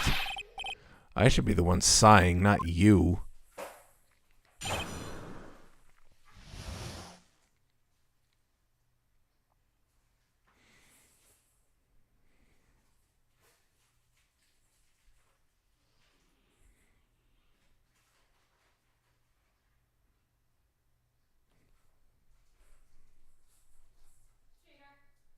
You are.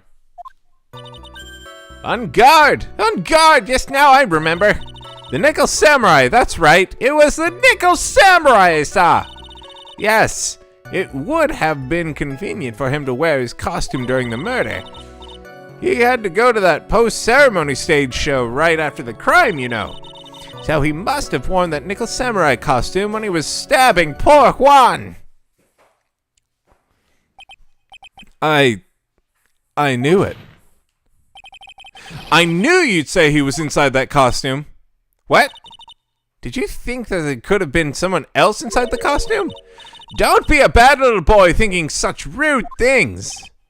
But the possibility does exist. Ah, youngins today. I told you there's no way it was anyone else. How do you know that? Because I said so. And what I say is the truth. At least she's as delightful a witness as she was a year ago. Mr. Wright, you may cross-examine the witness.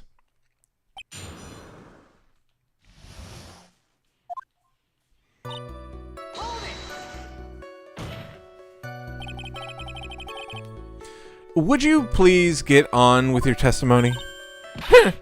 Watch your language, young man. What sort of tone is that to take with an elder? My youthfulness isn't what it used to be, so you should forgive me for everything.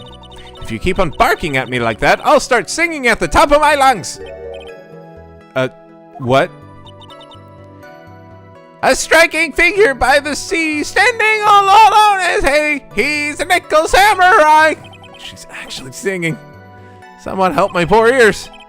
Mr. Edgeworth, can you please do something about this racket? Witness, I'll give you a piece of gum later if you'll be good and stick to just the facts. Okay.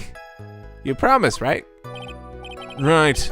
I'll be sending the bill for the chewing gum to your office at a later date. Remind me to send you a thank you note later too, Edgeworth, old chum. Be a little more careful with your testimony, please. Not too long ago, you said he was wearing his racing jacket, and now he's not? Not too long ago? Then let me ask you this. When you were itty-bitty, what was your grand dream? Huh? What did you want to be when you grew up, whippersnapper? My dream, huh? Well, I wanted to be Judge Wagner, hero of the public's court. So what? See? And look at where you are now. You're not Judge Wagner, are you? Are you? Well, what I said earlier, who puts any weight into things like that? The now is everything. I can't be held responsible for the past. Since when did court become theatrics over testimonies?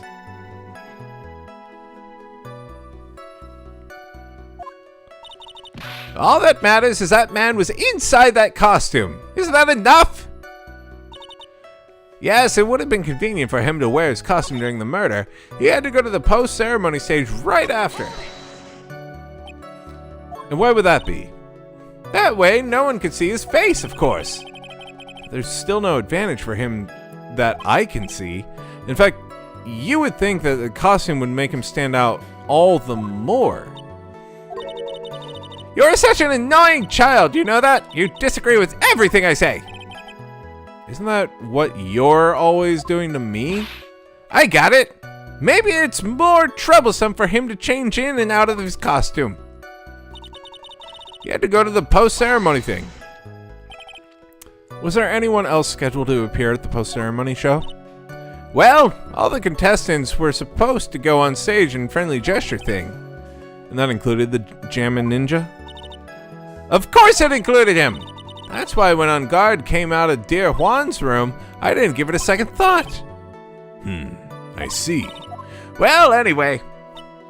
So he must have worn the nickel costume when he was stabbing poor Juan. So let me ask you one last time. The person you saw, it really was the nickel samurai. As showy as ever. Haven't I been saying that from the very beginning? Can I throw in the towel yet? You don't need to think too hard on this one. Huh? There's a contradiction in her testimony, and it's sitting in plain sight. The question is, what that contradiction means for us. Well, I have to figure out what you're talking about first, but okay.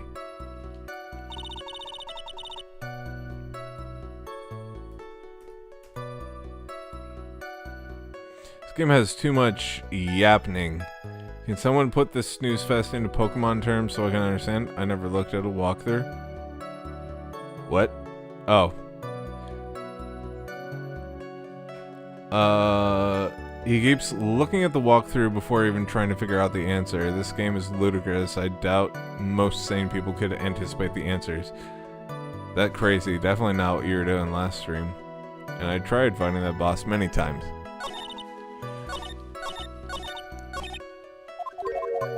Whoops.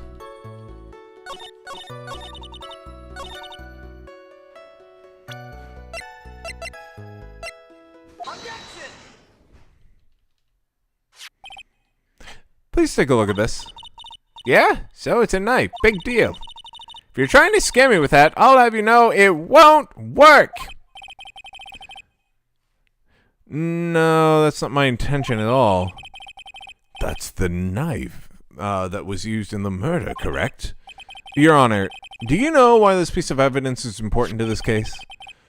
You don't even have to ask. It's because the defendant's fingerprints are on it. Is that what you're driving at? That's exactly what I'm driving at. What are we driving at, and whose car are we driving? If Mr. Ungard was really in that nickel samurai costume at the time of the murder, then it's impossible for his fingerprints to have been left on this knife.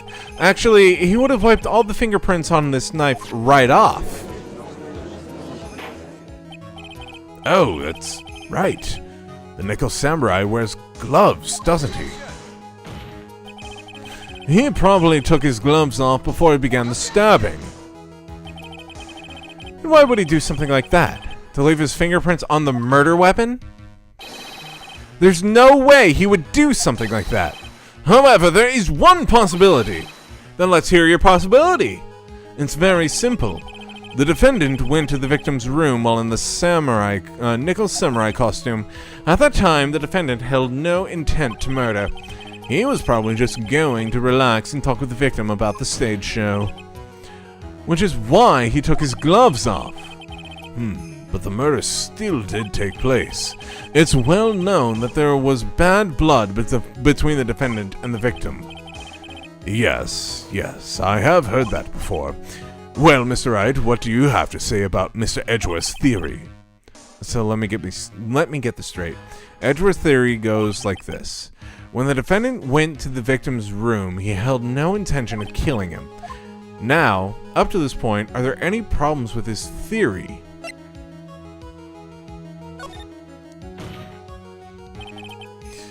This theory contradicts something earlier in the testimony. What are you babbling about? Now, for argument's sake, let's suppose Mr. Ungard was the killer. If that's the case, I think it's impossible for the killer to have gone to the victim's room without intent. It's probably the wine glass, right?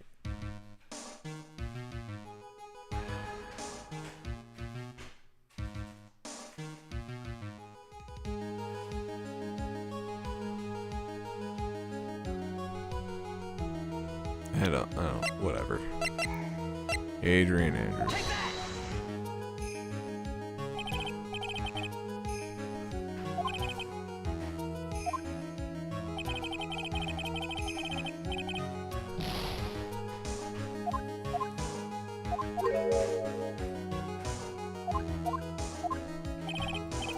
Bloody spit. Probably from the, teething. Fuck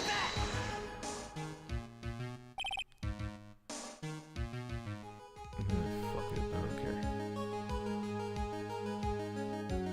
Is it not for the save, Matt? Frame Matt on guard. I'm supposed to present the knife again.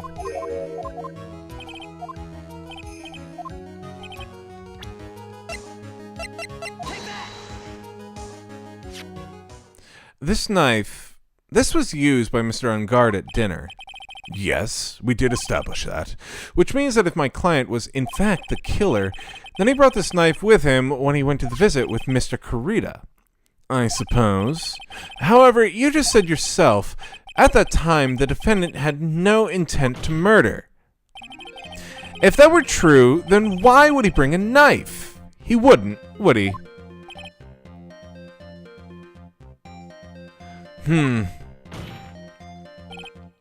Which means, Mr. Edgeworth, your theory was flawed from supposition 1.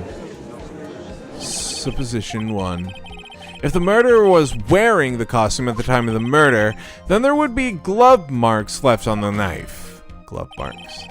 which means the defendant's fingerprints shouldn't be all over it like bees on a hive. I keep thinking Minority's Report. Murder. And that brings me to my final point. This knife was planted by the real killer to hide their identity and mislead us. Order! Order, I say! Order in the court! Was this knife really planted by the killer? Why would the murderer do such a thing? To frame someone. It's to frame my client, Mr. Ungard, of course. To frame. Aren't you forcing the interpretation just a little too hard on this one?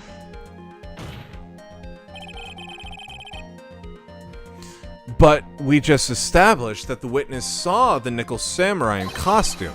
And if that were true, then there should be a single fingerprint on this knife. Witness!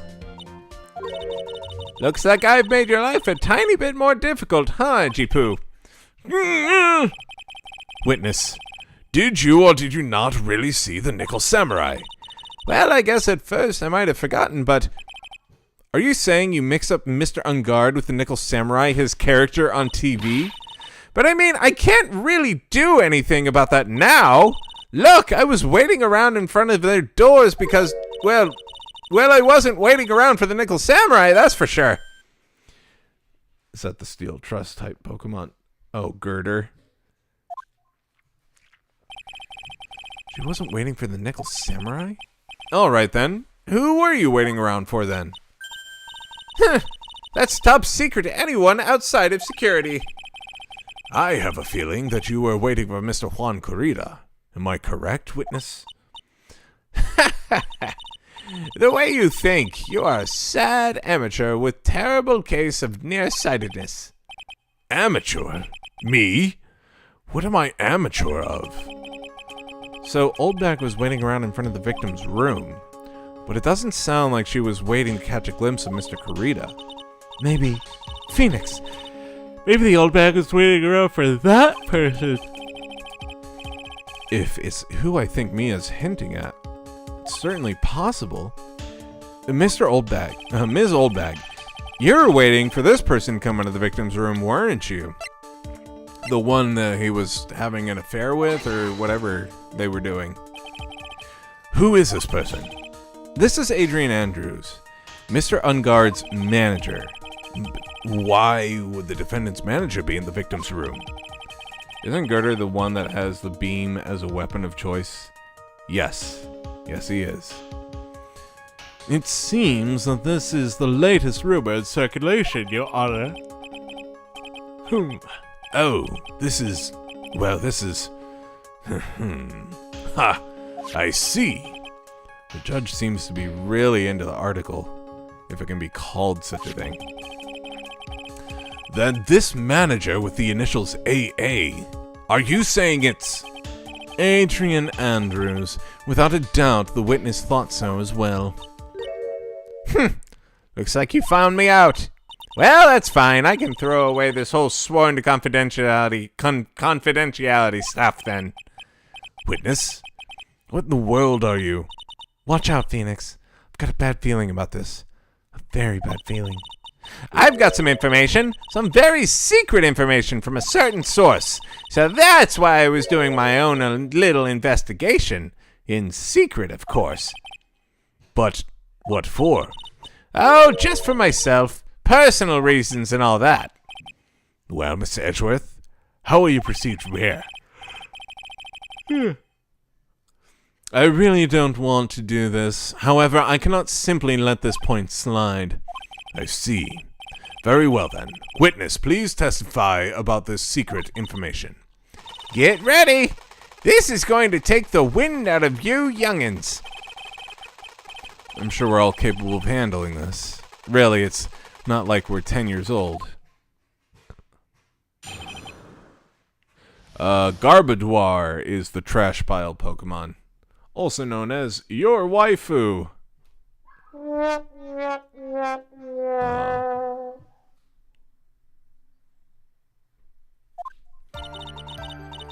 That Unguard is one evil, evil man. He thought he could ruin poor Juan by causing a huge scandal. So to do that, he sent his own manager to get in close with Juan. I cannot condone such dirty tricks, so I took action. Oh, and this is top secret. You got that? Nobody else but you and me know yet, okay? Clef key is the keychain. The defendant sent his manager. What a distasteful topic for this court. What? Nobody's above gossip. And isn't there a saying? The truth is never unpleasant. Never heard that one before. Mr. Edgeworth, what about this Adrian Andrews person? We have looked into this matter.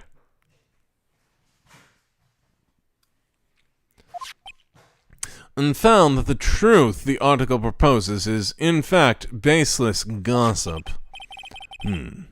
But should this be true, then this proves that the defendant did bear ill will towards the victim. So this means I have to smash this rumor once and for all. Now then, Mr. Wright, you may cross-examine the witness. I'm ashamed Chill can say these Pokemon faster than me without searching it up. That's the power of my Tism. I have the ability to remember so much ancillary information that doesn't actually help me in any way, shape, or form. Be careful. The old bag seems rather excited now.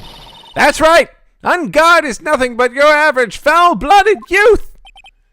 Well, as the old saying goes, you gotta burn old bags with fire. Time to fire up the afterburners and hit the highway to the danger zone. I have to get better so that the off chance something like this happens again, I cannot lose to Chill Pill again. Hit me up with another one, let's see if I can get it. That Unguard is an evil old man. You can't say something like that without proof. That's just slander. But it's true! That woman was getting intimate with poor Juan. Look! It says so right here, doesn't it? Manager to the stars, Miss A.A. But the name of the magazine this comes from is Gossip Land. What? Are you saying that gossip is all just a pack of lies? What do you know? I suppose next you'll swear to me that the news is 100% truth. Honestly, Sonny, you can't discriminate between the news and gossip. Unfortunately, she's got a point with the news being 100% truth.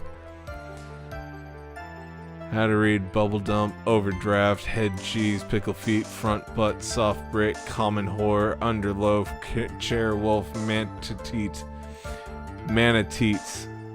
free base, nickelback, lumbersack, tiny door, tiny head, door. That's the new poker rap whenever Ash comes out of the coma or whatever. Gotta catch 'em all. Door. Charizard. I thought the first three were real Pokemon. Hater D. Haterade. That's what it is. Haterade, Bubble Dump, Overdraft, Head Cheese. Honestly, Sonny, you can't discriminate between the news and gossip. Yes, discrimination is bad, Mr. Wright. Discriminate? When did I do anything like that? New Pokemon rap. Pokemon, Pokemon, Pokemon, Pokemon. Catch 'em, gotta catch 'em all. Gotta catch 'em all. Pokemon. Pokemon, Pokemon, Pokemon, Pokemon, Pokemon, Pokemon, Pokemon, Pokemon. Bulbasaur, Pikachu! Anyway, Unguard will never get me to say touche. Nice.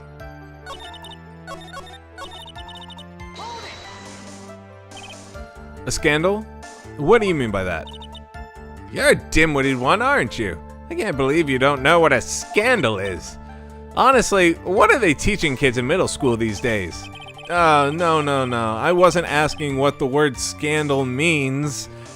Even I know that much. Well, That Unguard thought he could own a monopoly on popularity. You don't have any proof that Mr. Unguard did any such thing. You must be suffering from shock. The shock of hearing the truth. And now, since you're in so much shock, you can't do anything right. You're right. I can't do anything, but boy, do I wish I could do something about you. All right then, Sonny, show me what you got. Can you show me proof that Unguard didn't bear any ill will towards Juan?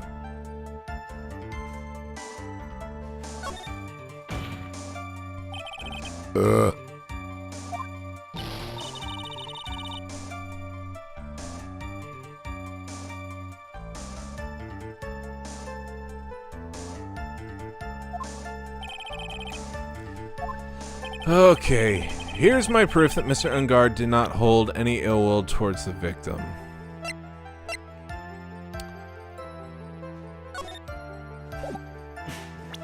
No. Some of the murder tabloid articles, victim was in the case.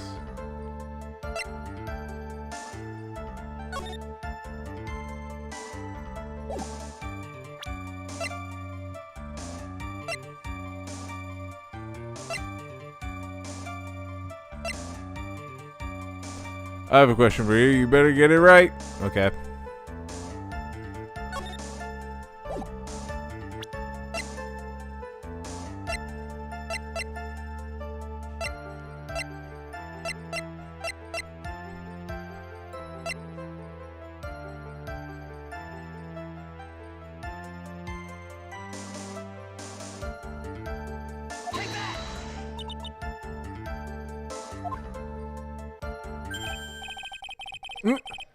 What are you handing it to me for? So you can give him that jagged-headed baboon boy a message for me, please? Tell him that no matter what he does, the only thing he's good at is failing! What is the one dark-type Pokemon with sagging pants? Scruffy... No, not Scruffy. Scant... Scrunt...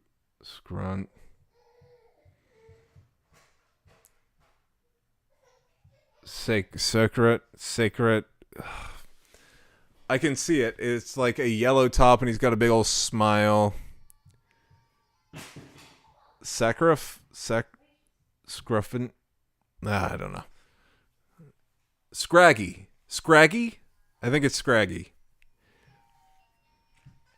Tell him that no matter what he does, the only thing he's good at is failing. What she said, right? Or should I say, baboon boy? Yes, I agree. This isn't much of evidence. Baboon boy. Did I just get a new nickname here?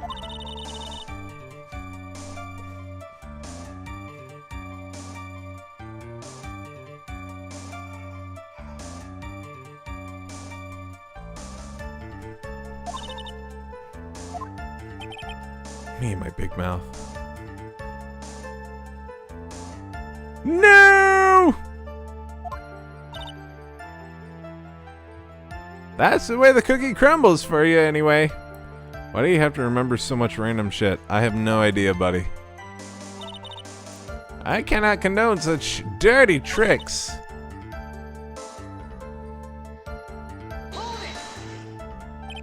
Wait. What? I'm a busy woman. Tea time with the kids is over. Secret information that no one else knows yet? If that's true, then how do you know this is secret information? Huh? Well, that's because I'm a pro. Yes, that's it. Oh my god, they need a Pokemon named Your Mom so the kids can shout, I choose your mom at the TV screen.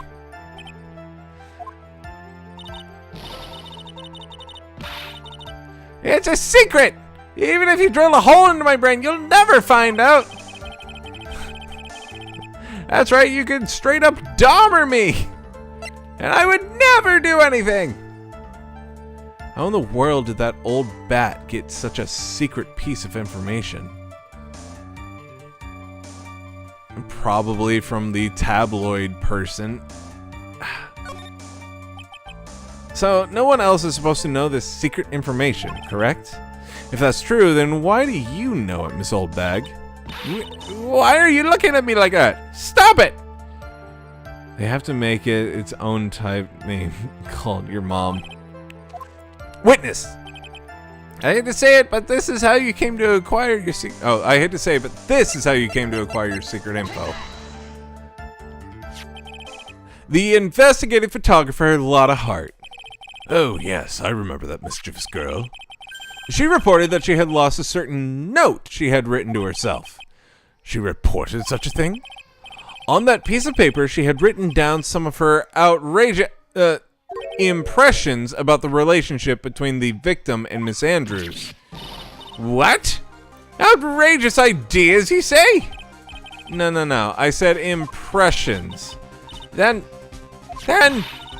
everything written on this piece of paper is complete meaningless? Ah, that's it. That's the note. No! You see, this is something completely different. This is my top secret list of groceries to buy.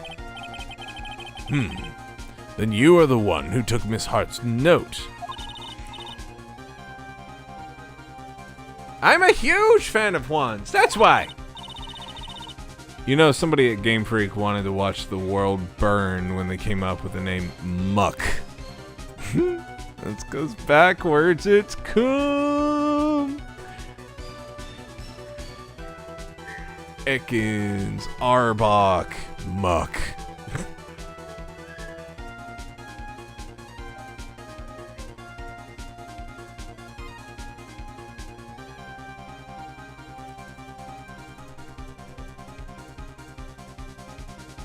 That infamous puffy-haired whippersnapper.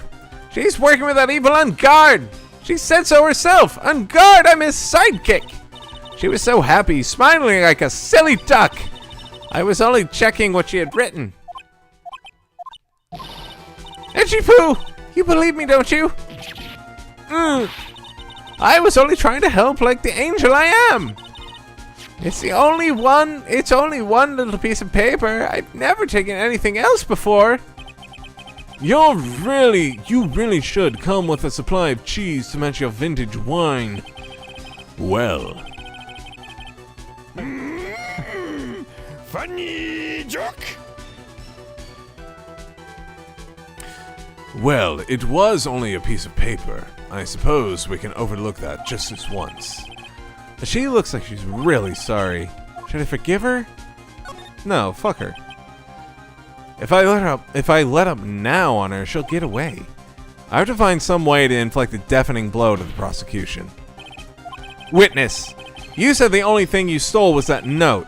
Is that correct? Stole? Why did you listen more carefully, you annoying brat? I saved this piece of paper from that terrible... What?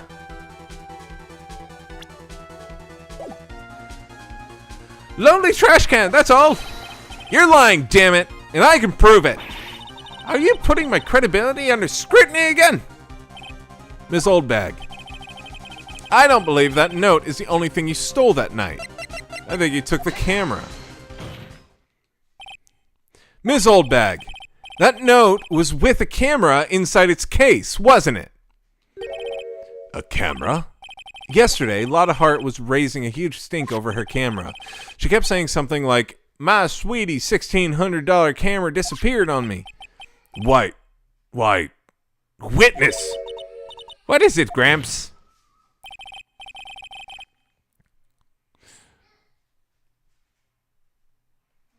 If you have that note, then it's only logical that you have the camera, too. Ah! Looks like you found me out again, Sonny. Is this the camera you're looking for? That's... What? Even though I look like this, I'm still a person, you know. I still eat meals like you. I fall in love and borrow things from people. I think your definition of borrow is a little off.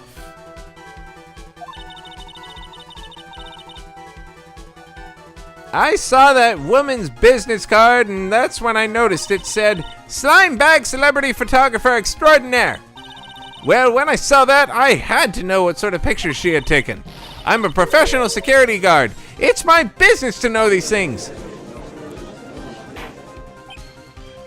Bailiff, Check this camera's phones. Hurry! Cameras, photos. We must examine this at once. Well, Mr. Edgeworth, what do we have? There's only one photo that seems to be relevant to this case. Please present it to the court.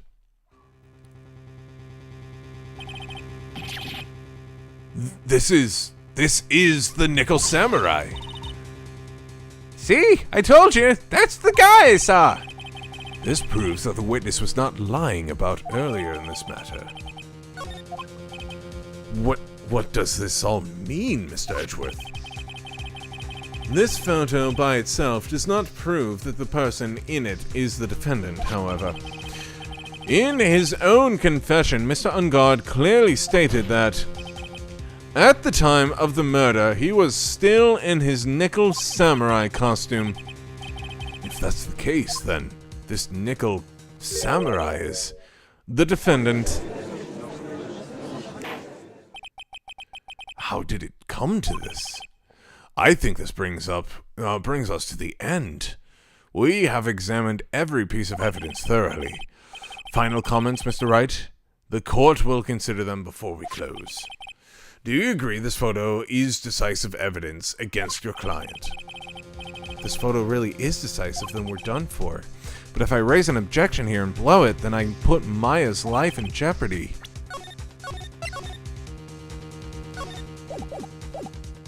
I can't make a mistake here. This is the only one road out of this mess. This photo that Lotta took, there's something strange about it. There's something strange with this photo. I knew this was coming right. Your thoughts, Mr. Edgeworth? I think we can all agree there's nothing strange with this photo. There is no way for the defense to debunk this photo, even with a bunker buster. Debunk with a bunker buster? Is that what you're planning to do, Mr. Wright? Snake and Cobra. Anyways, please look at this photo once more. If you really believe you can honestly find something wrong with this photo, then you should only need one chance, correct? Well, I have to find something wrong with this photo. I can't let this chance go by. Where in the heck did they take this photo from anyway? It's all out of focus. Why can't you take a good shot, especially when it counts?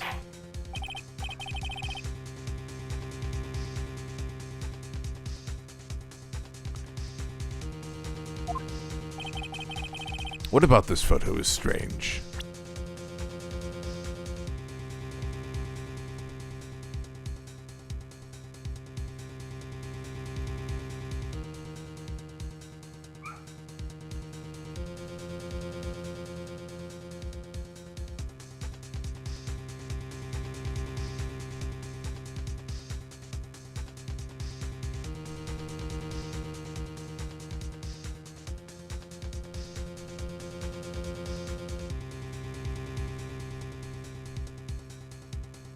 Ryder says something about the feet.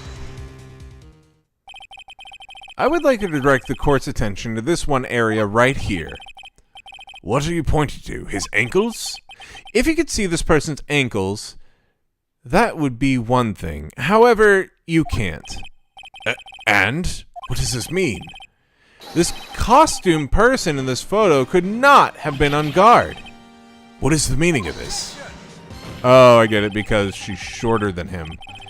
I wonder if you would care to elaborate, with actual facts, that is. Take a look at the Nickel Samurai's poster. Oh, you can see his feet. Please pay particular attention to the area around the bottom of the hakama.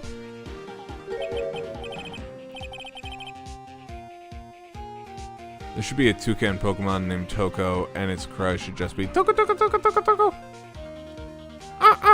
Toki Toki. Exactly. However, in this photo, the Nickel Samurai is clearly holding his Akama up just to walk. There's only one explanation for this. The person inside this costume is clearly much shorter than the defendant. Alright, I think I've turned things around for myself this time. That's curious. Uh-huh. What is? Edgeworth is unusually calm today.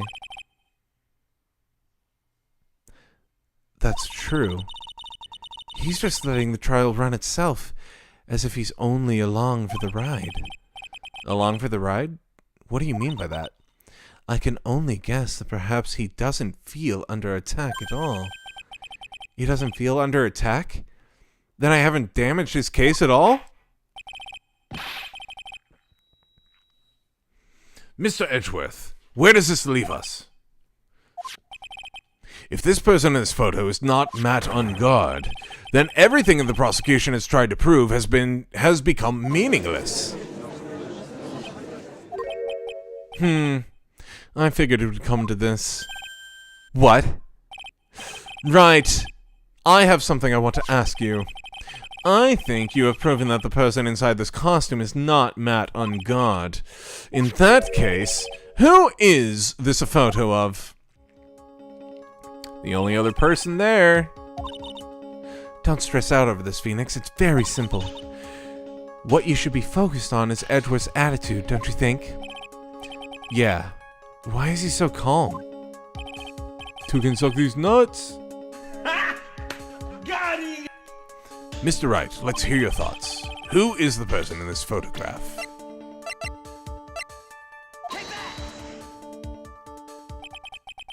Adrian Andrews? If you want to know who that nickel samurai is, it's none other than this woman. And why would you say it must be Ms. Andrews? What in the world points you to her? For starters, she's short. And she can freely move in and out of Mr. Ungard's room. Finally, she had dinner with Mr. Ungard that night. And how does this all add up? It means that it makes it very easy for her to get a certain item. A certain knife with Mr. Ungard's fingerprints all over it. Wait, did YouTube auto-delete that? Wait, what? Delete what? The knife that was used as a murder weapon. Why don't you just say what it is you want, Mr. Wright? I have to do this now. This is my last chance to turn things around. The defense moves to indict Ms. Adrian Andrews in the murder of Juan Corrida. It was Miss Andrews who tried to frame the defendant for the crime. Oh, Chill, was that you doing a D's Nuts joke, or were you reading it off the chat? I was reading Keyshawn's Two Can Suck on D's Nuts. Order! Order! It looks like the trial has hit a most unexpected development. Mr. Edgeworth. Yes, Your Honor. This court is issuing a subpoena for Miss Adrian Andrews. Yeah, I don't see the joke. I have live chat. Interesting. Huh. A verdict cannot be passed without first hearing her testimony. Alright, this is it. This is kinda bad for us. Huh? What do you mean? If Adrian Andrews is summoned to court as a witness, it means that the trial will go on for another day. One more day? If I don't get a verdict today, then Maya... Now then, we shall set Miss Andrews' testimony for tomorrow. What am I supposed to do? Now then.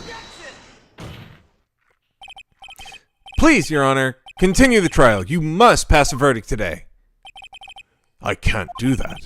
We cannot hear Miss Andrews' testimony if she does not. I abhor wasting such valuable time. Edgeworth? Your Honor, I request that you please continue with today's trial. But we cannot continue due to this unexpected development. Tisk tisk. Unexpected development?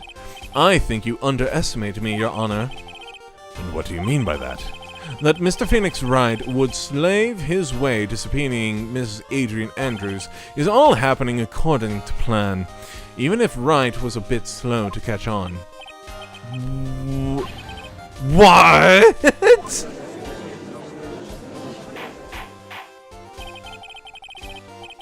What is the meaning of your statement, Mr. Edgeworth? Miss Adrian Andrews is currently waiting in the prosecution's lobby. She is the next witness. Everything was planned out in advance by that man? Somehow I knew there was no way Edgeworth would overlook Miss Andrews. Looks like this battle is far from over. Exactly. Very well.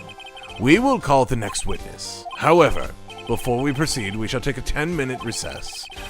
Please prepare your witness in that time, Mr. Edgeworth. The court will now take a 10-minute recess. To be continued.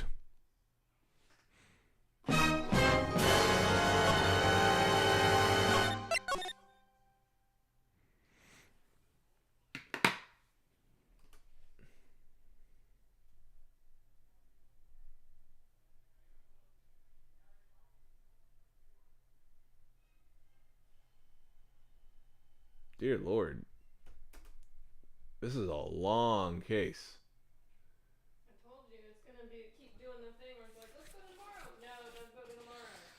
You're gonna do 3 days worth of trial, but it's gonna make it say that it's all been in one day. Good night. Okay. Y'all, it's been fun. We pissed off YouTube, but they clearly didn't care too much about us. Otherwise, you wouldn't be seeing my happy face right now. Everybody, this will be the last stream of 2024. We will see y'all in 2025. Demonetized. We were never going to get monetized anyways. And also, monetization is overrated. Honestly, it's all about the merch and Patreon or whatever, Fansly, I don't know. We are going to be taking off a week to do Christmas things, so we won't be seeing you next week. We will be starting, I think, January 1st, New Year's Day. Rather will be doing her next Persona stream. And she is giving it a couple more streams before she throws in the towel on Persona 5 because of this stupid fight that she has gotten into.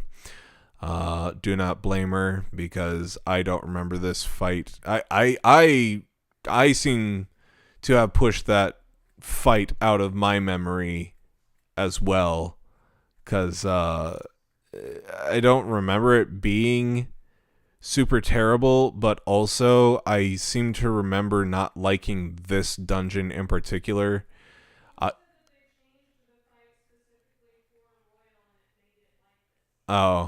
She says that it sounds like they changed the fight specifically for Royal, and it made it like this. So maybe that's why I don't remember it being that bad, but I also didn't like this dungeon very much.